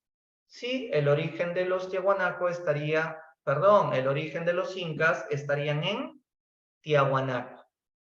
¿Por qué? Porque, repito, invadieron los aymaras a Tiahuanaco, los Tiahuanaco huyeron al Cusco. Ya, entonces, ¿el origen de los incas cuál es? Tiahuanaco. ¿El origen de los Tiahuanaco cuál es? El origen de los Tiahuanaco es Pucará. No te estoy diciendo hace un momento que fueron antes de Tiahuanaco. ¿Ya? Y después de los Tiahuanaco, ¿quiénes estuvieron ahí? Aymaras. ¿Y los Tiahuanaco qué terminaron haciendo? Migrando a Cusco y crearon a los incas. Vamos a ver ahora la cultura Wari. Los Wari estaban ubicados en Ayacucho, inicialmente se llamaban Huarpa. ¿Y cómo es que los Huarpa, que eran de poquita expansión? Huarpa es este puntito rojo, en cambio Wari va a ser todo esto, enorme, el color lila. ¿Cómo fue que los Huarpa, un puntito, se hicieron Wari? Vamos a ver eso. Los Huarpa tenían contacto con Nazca y con Tiahuanaco, contactos comerciales. Un día los Huarpa aprendieron de Nazca su cerámica. Los Huarpa aprendieron de Tiahuanaco su religión. El dios Huiracocha, el dios Llorón, los Huarpa se lo copiaron de Tiahuanaco. Los Huarpa, repito, se copiaron de Nazca su cerámica.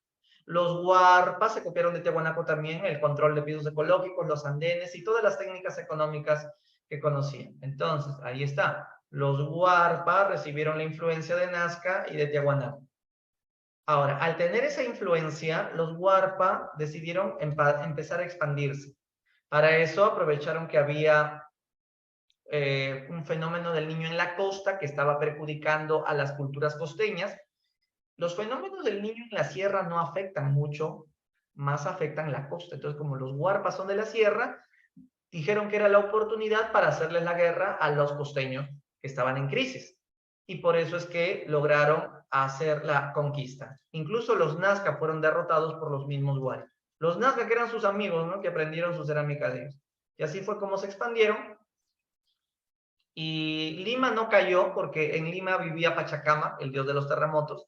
Y no te metas con Lima porque Pachacamac se despierta y te lanza un terremoto de 50 grados en la escala de Richter. Y eso sí da miedo. Ese temblorcito da miedo. Por eso respetaron Lima. Todo lo demás se expandió. Una vez que lograron expandirse, hicieron muchas ciudades. Cada punto rojo que ves acá son ciudades Wari. Y es ahí donde los Wari también van a ser muy buenos. Les ganaron a Tiahuanaco en ciudades, ¿cierto?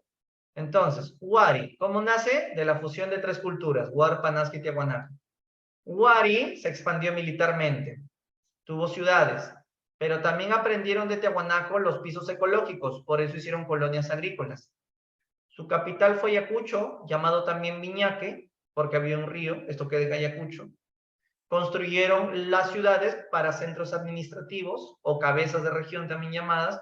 ¿Para qué sirven las ciudades Wari?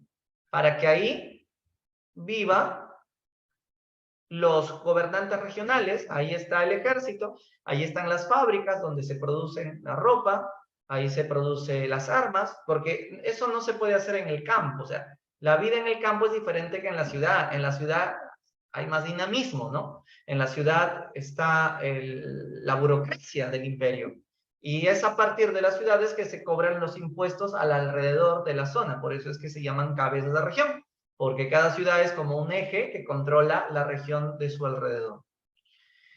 Mientras se iban expandiendo, hicieron muchos caminos para que unan las ciudades. Son caminos importantes que luego los incas van a seguirlos empleando. La base lo hicieron los Wari.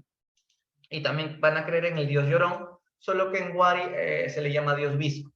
Es el mismo dios de los Tiahuanaco. Esa de la vez el mismo de Chavín, ¿no? Ahí están las imágenes del dios de los báculos o dios Visco, ¿no? Que llora peor que en Tiahuanaco le gotea, en Wari le chorrea, tira más lágrimas que... Y sus ojos miran para acá y miran para allá, o sea, como las fases de la luna, ¿no?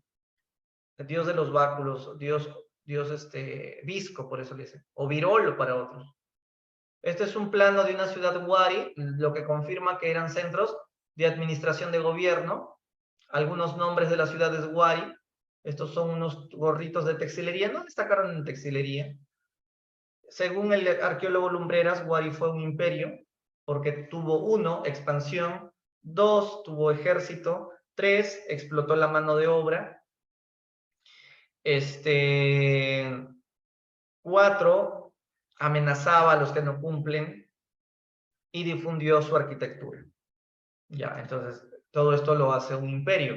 Según Chadi, es mentira. Wari no es un imperio. Para Red Chadi, las ciudades Wari eran autónomas, eran independientes. Cada ciudad tenía su propio gobierno. Cada ciudad era autónoma. No es que eran parte de una telaraña imperial y que los caminos servían para un tema de comercio, más no para que reciban órdenes de la capital ayacuchana Wari, como sí lo decía Lumbreras. Lumbreras entonces dice, sí es un imperio porque hay una homogeneidad, hay una integración.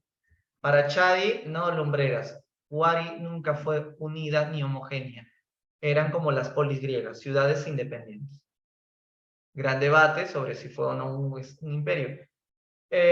Para Lumbreras, y bueno, para San Marcos también, Wari es un imperio que va a difundir estos elementos mientras se va expandiendo. Claro, o sea, los Wari mientras van conquistando, ¿qué le van diciendo a los vencidos? Tienes que construir esta forma de urbanismo, estos andenes, creer en el dios Viracocha, hablar quechua, los Wari ya hablaban quechua antes que los incas incluso, hacer pisos ecológicos, hasta los quipus ya lo conocían los Wari, tienes que hacer bronce, y si no, mueres. Entonces esa es la amenaza de los imperios no son democráticos, obviamente, los imperios no son liberales para nada, los imperios imponen fuerza, coerción. Pero increíblemente, a pesar de que no te dan libertad, sí te dan una justa redistribución alimentaria. Entonces, una con otra, ¿no? Los incas por eso son tan admirados por los peruanos, porque si bien no había democracia, sí, nadie moría de hambre, no habían niños pidiendo limosna, no habían ancianos, ¿no? Mendigando, o sea, en los incas no, ni en ninguna cultura peruana ha habido problemas de falta de alimentación por temas políticos o económicos. El único problema era que tú tienes que obedecer lo que dice el jefe, porque es la única manera de que haya orden. Y un Estado tiene que manejarse obedeciendo la regla, ¿no? Porque si no, esto va a ser una anarquía. ¿No? No, bien. La cerámica Wari, polícroma por la influencia de Nazca, tenían enormes tazones, destaca la fase Rubles Moco, grandes tazones donde se ve el dios Visco, y ahí almacenaban granos. Estas son fases de la cerámica. La Robles Moco es la fase de los cántaros gigantes con el dios Visco. El fin de los Wari llega porque las mismas ciudades se pelearon, alcanzaron tanto poder que entre ellas terminaron peleándose unas contra otras. Finalmente invadieron los chancas, que fueron los que desintegraron el imperio Wari. Y bueno, con ello se acabó el imperio. Ya me cansé.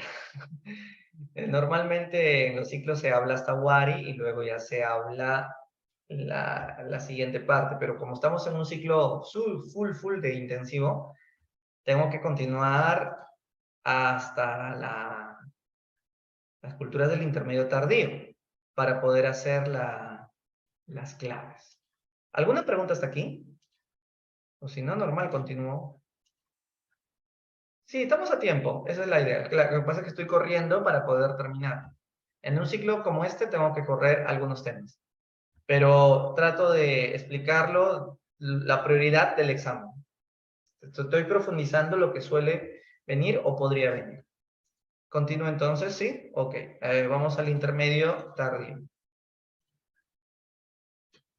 Y bueno, entonces, llegamos al intermedio tardío, que es la consecuencia de la muerte de Wari. Claro, Wari era horizonte medio, pero cuando Wari entra en desintegración, entonces aparece otra vez un país regionalizado, ¿no? Regionalizado y llamado intermedio tardío.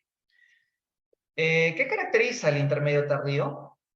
Bueno, como ya vimos en un mapa anterior, son culturas de poca expansión. Chimú, Chincha, Chanca, Chachapoya, Chancay, Huancas, Chancas, Aymaras, Sicán, los incas también van a aparecer ya en esta época. Ahora, esta época, vamos a leer para explicarles, se caracteriza porque ya se construyen ciudades.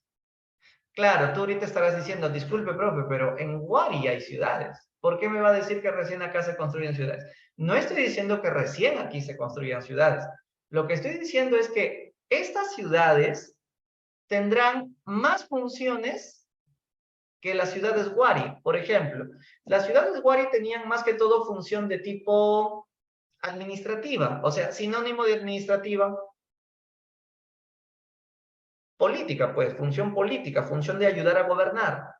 Pero las ciudades que vamos a ver aquí, te doy la más famosa y más conocida, Chanchan, que fue la ciudad de barro, capital de qué cultura? Chimú, claro, Chanchan va a tener más funciones, función política, función económica, función religiosa, función administrativa, función de cementerios incluso.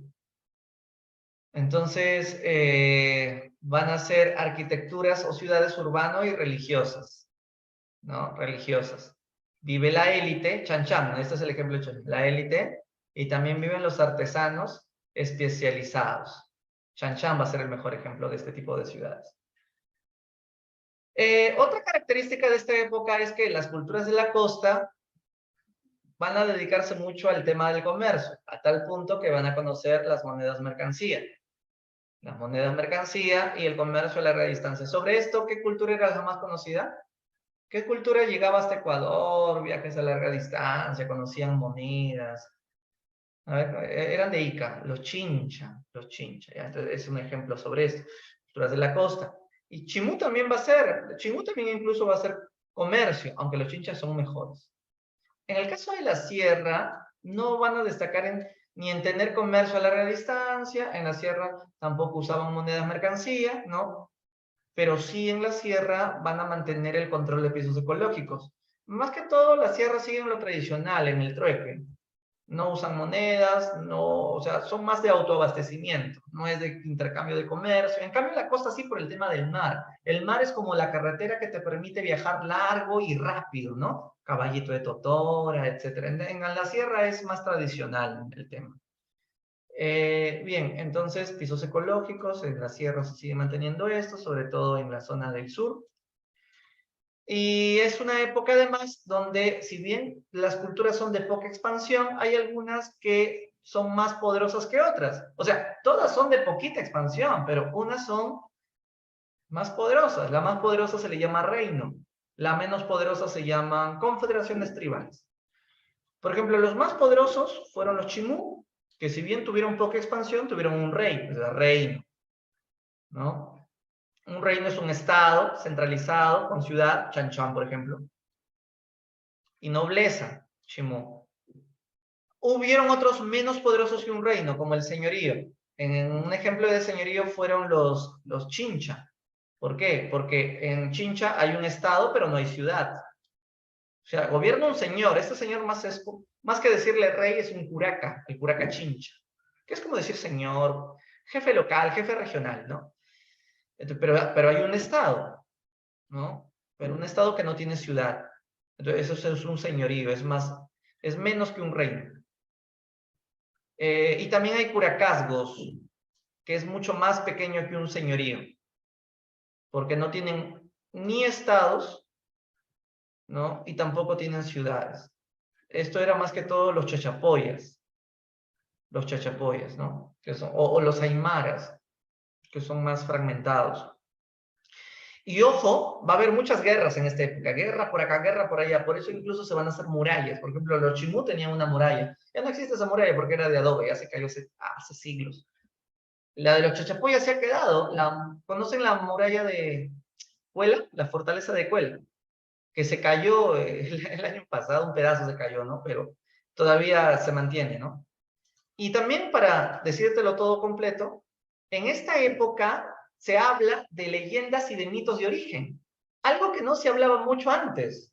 Acá se habla de la leyenda de Nailán, la leyenda de Tacainamo, la leyenda de Manco Cápac y Mama Obvio, para explicar sus orígenes. Eso es muy interesante, que lo diferencia de las anteriores culturas que no tienen leyendas o mitos de origen.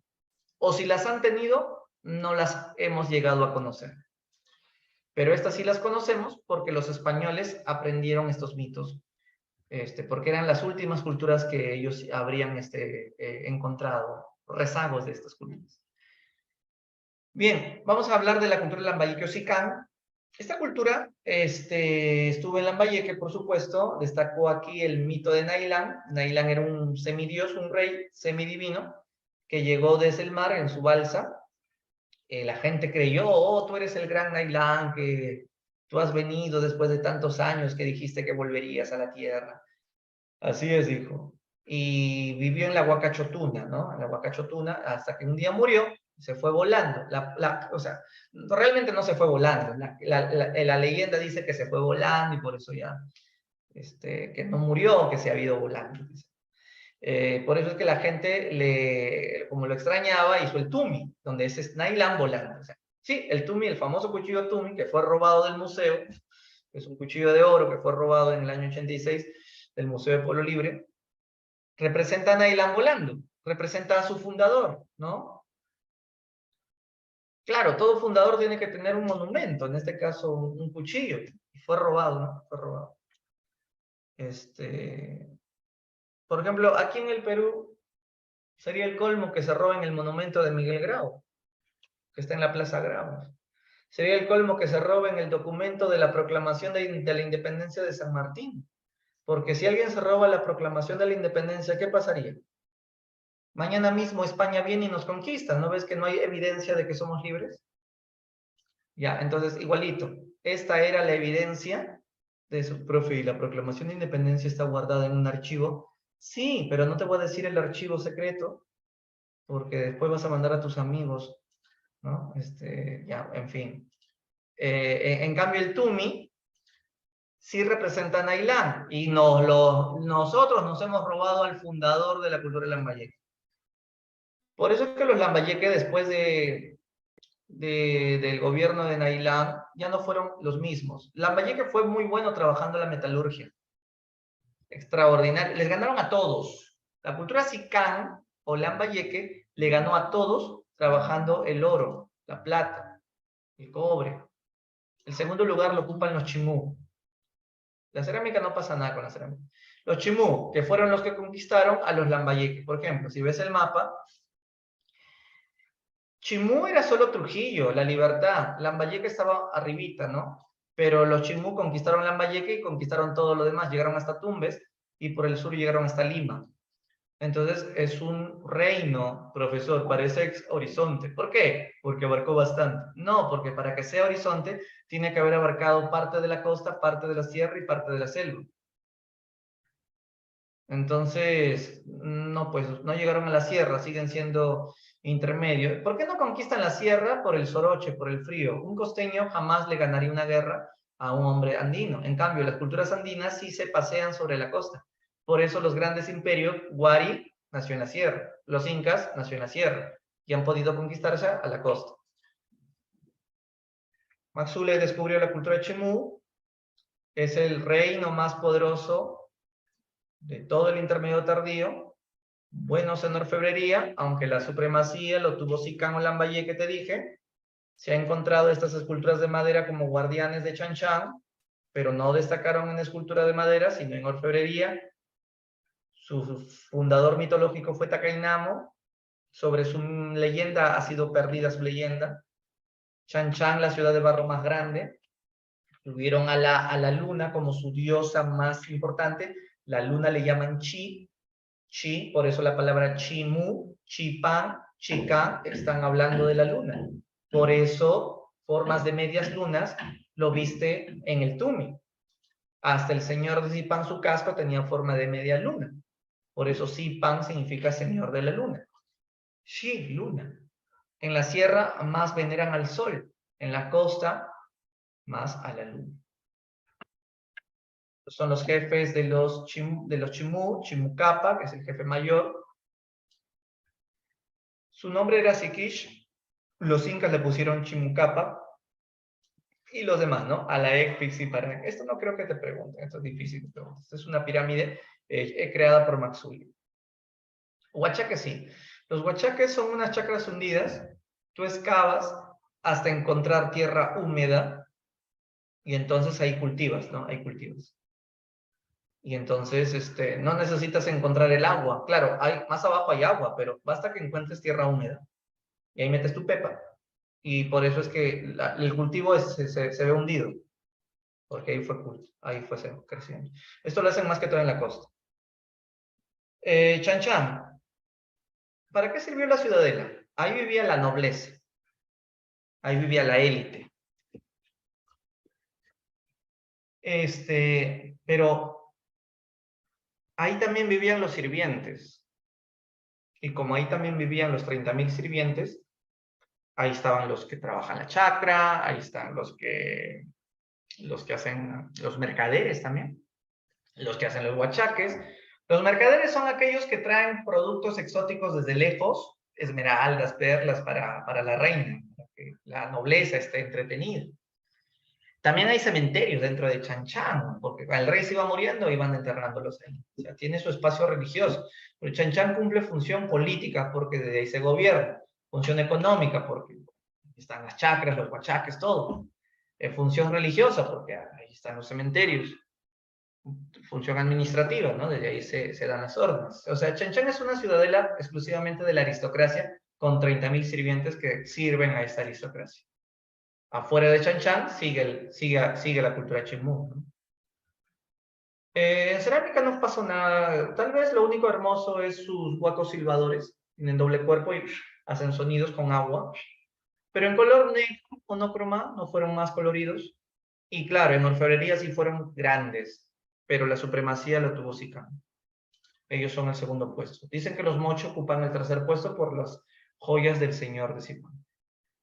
Los Chimú eran los más grandes de la costa, pero un día aparecieron los incas que les hicieron la guerra. El inca se llamaba Pachacútec, pero Pachacútec mandó a su hijo Tupac Yupanqui de tan solo 16 años para que le hagan la guerra. Ahora, ¿por qué ganaron los incas? ¿Por qué? Porque los incas primero son de la sierra, los Chimú son de la costa. Ahí hay una desventaja. El tema de la altura. Segunda, porque los incas, al ser de la sierra, controlan el acceso de los canales de los ríos. Entonces colocan una piedrota donde empieza el río en la cordillera y el río se seca. Entonces los Chimú ya no tienen agua, entonces también los derrotas por sequía. Tercero, bueno, por la crueldad. Los incas eran guerreros. Tampoco vas a decir que en las guerras son santitos los incas.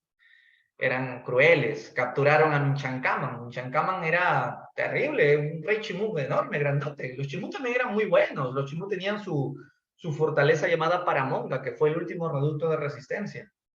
Dicen incluso que los incas hicieron una alianza con los Cajamarca, porque los Cajamarca no se llevaban con los chimú, y también por alianzas también Tupac Yupanqui los derrotó. Tupac Yupanqui solo tenía 16 años, era Auqui, captura a Minchancaman y lo lleva prisionero hasta Cusco para que Pachacútec lo vea. ¿Qué le hizo Pachacútec a Minchancaman? ¿Lo volvió noble o lo ejecutó? ¿Qué le hizo el Inca a Minchancama? ¿Lo volvió noble o lo ejecutó? ¿Qué hacían los incas con los jefes vencidos? No sé, tú tal vez los hubieses ejecutado, ¿verdad? Los volvió nobles. La pregunta es, ¿por qué el Inca volvía nobles a sus enemigos y todavía a los reyes enemigos? Porque el objetivo de los incas es ennoblecer a sus enemigos para lograr amistad con los vencidos. En todo caso, tal vez no amistad, pero para que no se rebelen en el futuro, para que no haya venganzas. Y así el imperio esté más soldado y unido que nunca. Algo que nunca lograron los incas a largo plazo, no lo lograron. Por eso es que cuando los españoles nos conquistan, muchos de estos pueblos sometidos por los incas, ¿se acuerdan qué hicieron, no? Se unieron a los invasores. Con eso termina la historia de los Chimú y vamos ahora con los Chincha. Los Chinchas son de Ica y hicieron comercio marítimo y terrestre. No tenían ejército, eso que quede clarísimo, no tenían ejército, por eso es que cada vez que los venían a conquistar, o llegaban a hacer un pacto pacífico para que no los maten, o simplemente se rendían y dejaban que hagan lo que quieran, pero no ofrecían resistencia. Así eran los Chinchas tenían al dios Chincha y Cama, teocrático, no tenían ejército.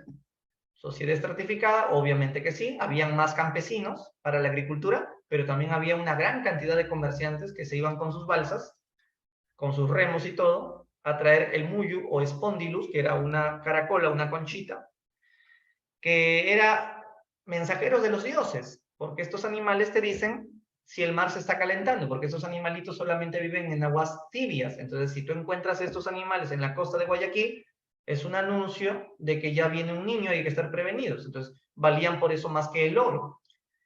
También se iban hasta Puno o hasta la selva a hacer trueque, pero como el trueque no es fácil de hacer porque a veces te demoras 2 a 3 horas a ver, regateando con la puneña, a ver si va a aceptar una pierna de llama puneña a cambio de 4 conchitas marinas. A veces la puneña no quiere porque en la sierra las conchas no valen nada, pero para los chinchas valen todo. Entonces mejor inventaron estas monedas mercancía para que sea más fácil el intercambio. Puneña, ¿a cuánto tu pierna charqui? Ya dame 50 chitas y atraco con mi pierna charqui. Ah, perfecto. Entonces, porque sí, pues porque ayer estábamos todo el día que no querías aceptar mis conchas marinas. No, porquería de conchas, no, no, acá no comemos ceviche de conchas. Ah, ya, pero si quieres monedas, sí, monedas. Las monedas solo se hicieron para que el trueque sea más fácil de realizar. No es porque tuvieron pensamientos mercantilistas o capitalistas de acumular riqueza. Tuvieron algunas construcciones como la Centinela, que cumplió función política, perdón, la Centinela cumplió función religiosa porque había como una fogatita, como una velita, como en la misa, ¿no? Pues la Centinela. Tambo de Mora sí cumplió función política. Tuvieron estos remos de madera que son muy decorados, esa técnica se llama silografía, con eso iban de viaje por el mar. También hicieron estos vasos de oro y de plata con tremendas narices, por eso le llaman narigones. Su cerámica no fue la mejor, como ven, pero sí tenían un cuellito larguito y medio rojo, blanco y negro. Eso sí. Como eran pacíficos los Chincha, Tupac Yupanqui, ya como Inca, no como Auqui, hizo un pacto pacífico con los Chincha. No los conquistó militarmente. El Inca quería matarlos, pero al descubrir que los Chincha no tenían ejército, hicieron un pacto. ¿Por qué los incas conquistaron a los Chincha? ¿Qué cosa tienen los Chincha que los incas saben que van a poder aprovechar? O sea, ¿qué es lo que siempre le cobran los incas a cualquier cultura que conquistan? Tributos. ¿Y qué mejor tributo que las riquezas Chincha? Muyu, perlas, esmeralda, charqui, lana y todas las riquezas marinas, porque los Chincha eran los fenicios de América, les dicen, los amos del mar. Por eso es que a los incas les convenía. Pero como los chinchas no ofrecieron resistencia, los incas le tenían mucho cariño y aprecio a los chinchas. Por eso es que uno de los suyos se terminó llamando en honor a los chinchas, Chincha y Suyo. Por eso cuando Atahualpa, en los sucesos de Cajamarca con Pizarro, entró a Cajamarca, no es verdad que solo entró Atahualpa, entró el Curaca Chincha. Los dos entraron. Porque Atahualpa y el Curaca Chincha eran los mejores amigos, siempre iban juntos de paseíto. Y el día que visitaron a Pizarro también. Por eso es que Pizarro con su cañón no sabía a quién dispararle, porque tanto las andas de Atahualpa como la del Curaca Chincha tenían el mismo nivel de planchas de oro. Entonces, les costó trabajo saber quién era el Inca. Esto lo dicen los cronistas, por si acaso. Bien, y con eso terminamos la cultura chincha.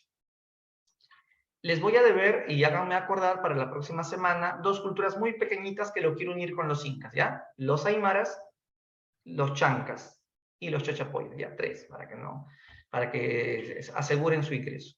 Por ahora, por el tiempo, vamos a empezar la práctica. Ya les dije las culturas más importantes, así es que vamos a practicar ahora todo lo que hemos avanzado. Entonces, ahora sí les toca a ustedes trabajar, yo ya hablé mucho, así es que los escucho, o bueno, mejor dicho, los leo porque nunca los escucho. Ya, va, uno.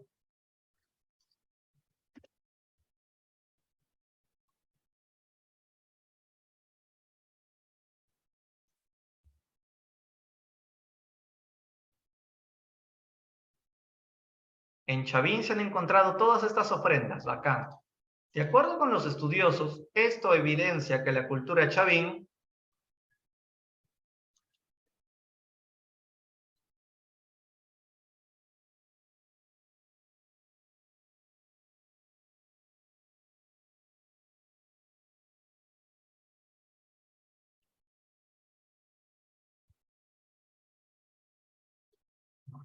¿qué dicen por ahí? La A fue un punto central de tributo y peregrinaje de los Andes. Claro, punto central. Chavín de Huántar era como la Meca de los árabes, como el Vaticano de los católicos. Venían de todo sitio, de costa, sierra, norte, sur, te dije, ¿no? Y iban no solo a rezarle, a pedir un pronóstico, sino también a dejar sus ofrendas. Claro, porque como se han encontrado minerales, sal, concha, algodón, conchas, venían hasta de la costa, venían a Chavín. Esa es la conclusión que sacamos. Ya, siguiente.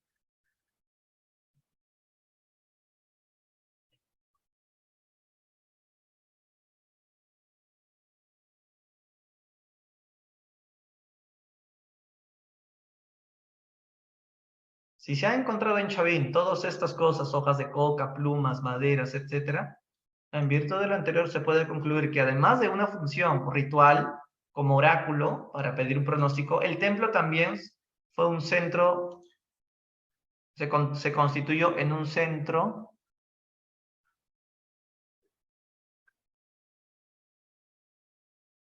urbano de intercambio, de actividades.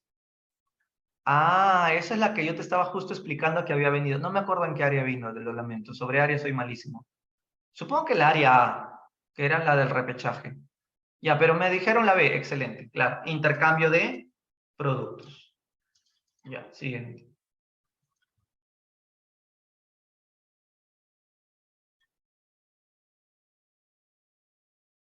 Ya, los acueductos subterráneos se caracterizaron por, recuerdas que lo hacían culturas de la costa, ¿no? Y si son subterráneos, lo hicieron los Nazca, para sacar agua de la napa freática, claro, del subsuelo. Ok, está fácil. Esta, los Nazca, igual que a diferencia de los Moche.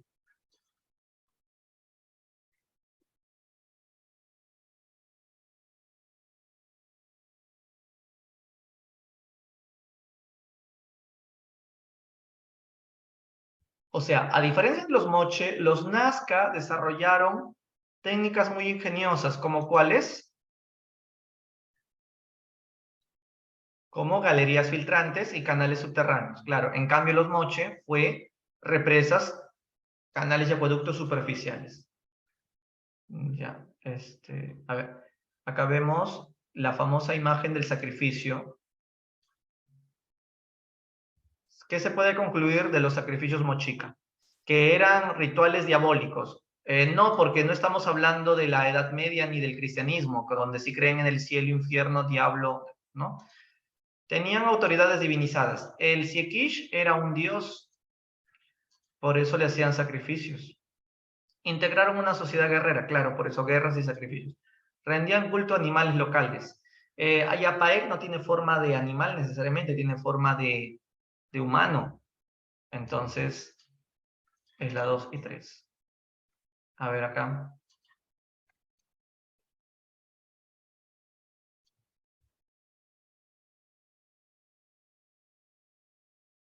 Moche y Nazca se caracterizaron por contar con qué?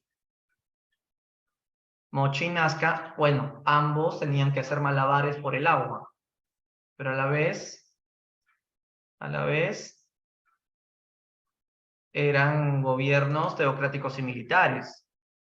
La D, seguro. Sociedades estratificadas, que sí, porque habían clases sociales y construcciones monumentales. Huaca del Sol, Huaca de la Luna en Moche, Cahuachi, por ejemplo, en Nazca. Otra no puede ser porque son teocráticos y militares, no solo teocráticos. A ver, voy a checar acá, ¿ya? Para que lo lean. Ya, a ver, házmelo ahí. La cerámica. Ah, perdón, dicen que la 7, la D. A ver, surgieron culturas regionales como Moche caracterizadas por contar con innovaciones agrícolas como la construcción de andenes y camellones. No, pues porque andenes y camellones solo es en el altiplano, Tiahuanaco, por ejemplo. Acá te está preguntando solo de la costa. Ya, está bien la C. A ver, empecemos. La cerámica expresaba la especialización, mostraba un trabajo con alto grado de especialización debido al uso de arcilla de calidad. Ok, buena cocción, empleo de moldes y detalles pintados. Claro, la cerámica cumple esa función de ver, observar cosas. Ya, este desarrollo cultural nos permite comprender, entre otros aspectos, en cuanto a la organización social y política de los moche, como ya, la cerámica moche, aparte de todo lo que vemos, sus dioses, sus guerras y sus sacrificios, nos permite comprender dentro de la sociedad y la política que los moche son, bueno, se organizan como qué.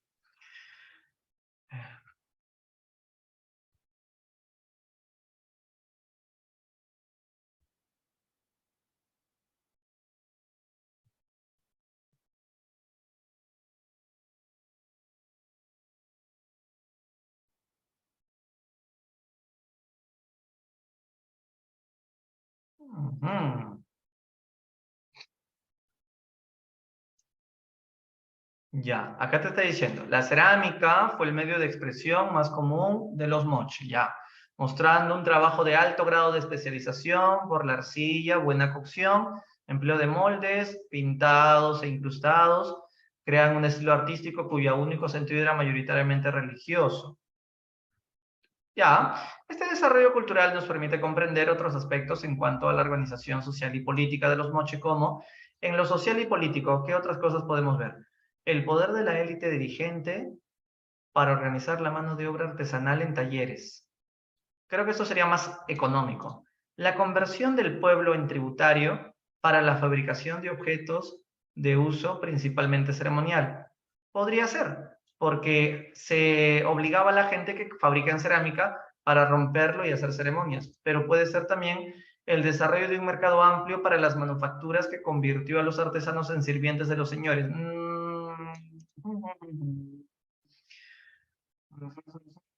La posición subordinada que tenían los campesinos, productores de bienes de lujo para el cuerpo de administradores.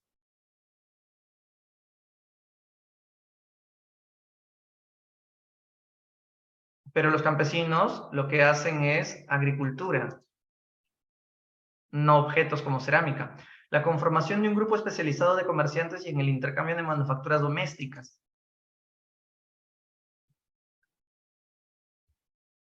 Ok, aquí no olvidar que la cerámica cumplió más que todo una función religiosa, una función ceremonial, no tanto doméstico. La doméstica va a ser cuando se hagan moldes. Por eso la clave correcta está bien, la B. A ver, agarrando acá esta pregunta. El control vertical de pisos ecológicos en el incanato servía para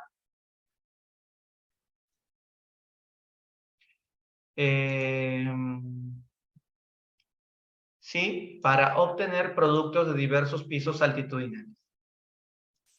Siguiente. Uno de los complejos urbanos más significativos del Horizonte Medio fue Piquillacta, que es una ciudad huari que queda en el Cusco. Los antiguos peruanos se preocuparon por tener chacras de cultivo en diferentes pisos ecológicos. ¿Qué los incentiva a ello? lo que te incentiva a tener diferentes pisos ecológicos, la disposición de los incas respecto al abastecimiento, el abastecimiento directo de productos de toda variedad sin intermediarios,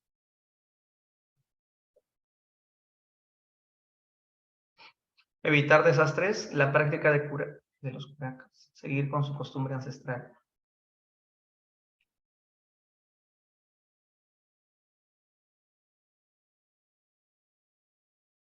Es la clave, diré diversos tipos de productos sin necesidad de tener intermediarios o comerciantes que te los lleven a tu casa o a tu pueblo, ¿no? Claro. Acá hay clave, ya. Wari decayó. Cuando cae Wari, ¿qué pasó? Surgieron nuevas culturas que se caracterizaron por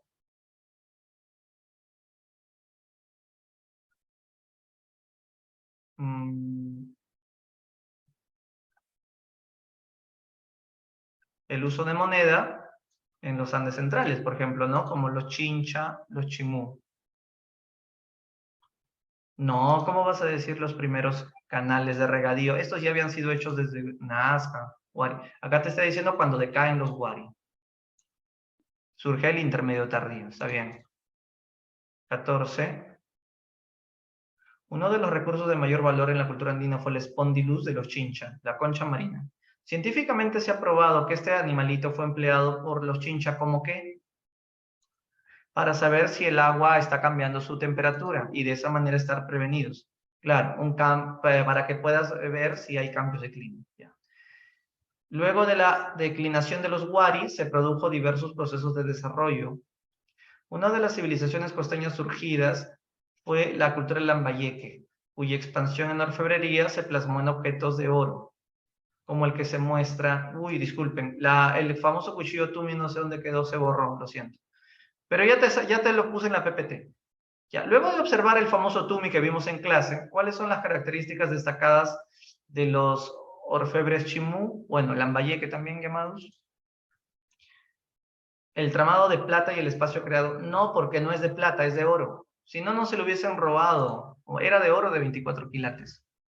Claro, la A, una iconografía fantástica porque no fue real y el uso ceremonial del oro. Claro, el oro no era visto como un tema capitalista o mercantilista, como sino era más que todo las lágrimas del sol. Los Chincha.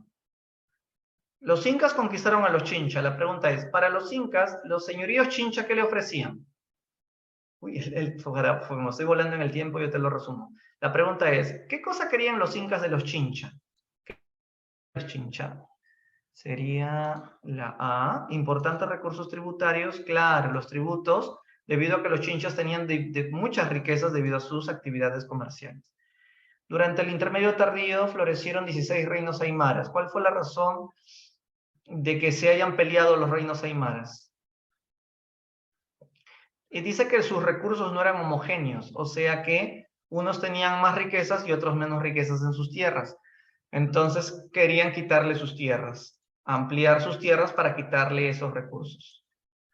Ya. Sobre los Chincha, se caracterizaron por, los Chinchas se caracterizaron por,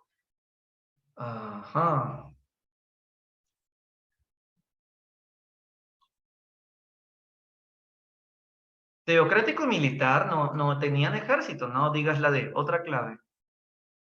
La A, ser un estado talasocrático y tuvo como principal actividad a la pesca. Se dedicaron exclusivamente al comercio. Gobernó por el militar, ¿no? Popular por la selva oriental. De acuerdo, talasocrático. Ahora, dice, tuvo como principal actividad la pesca.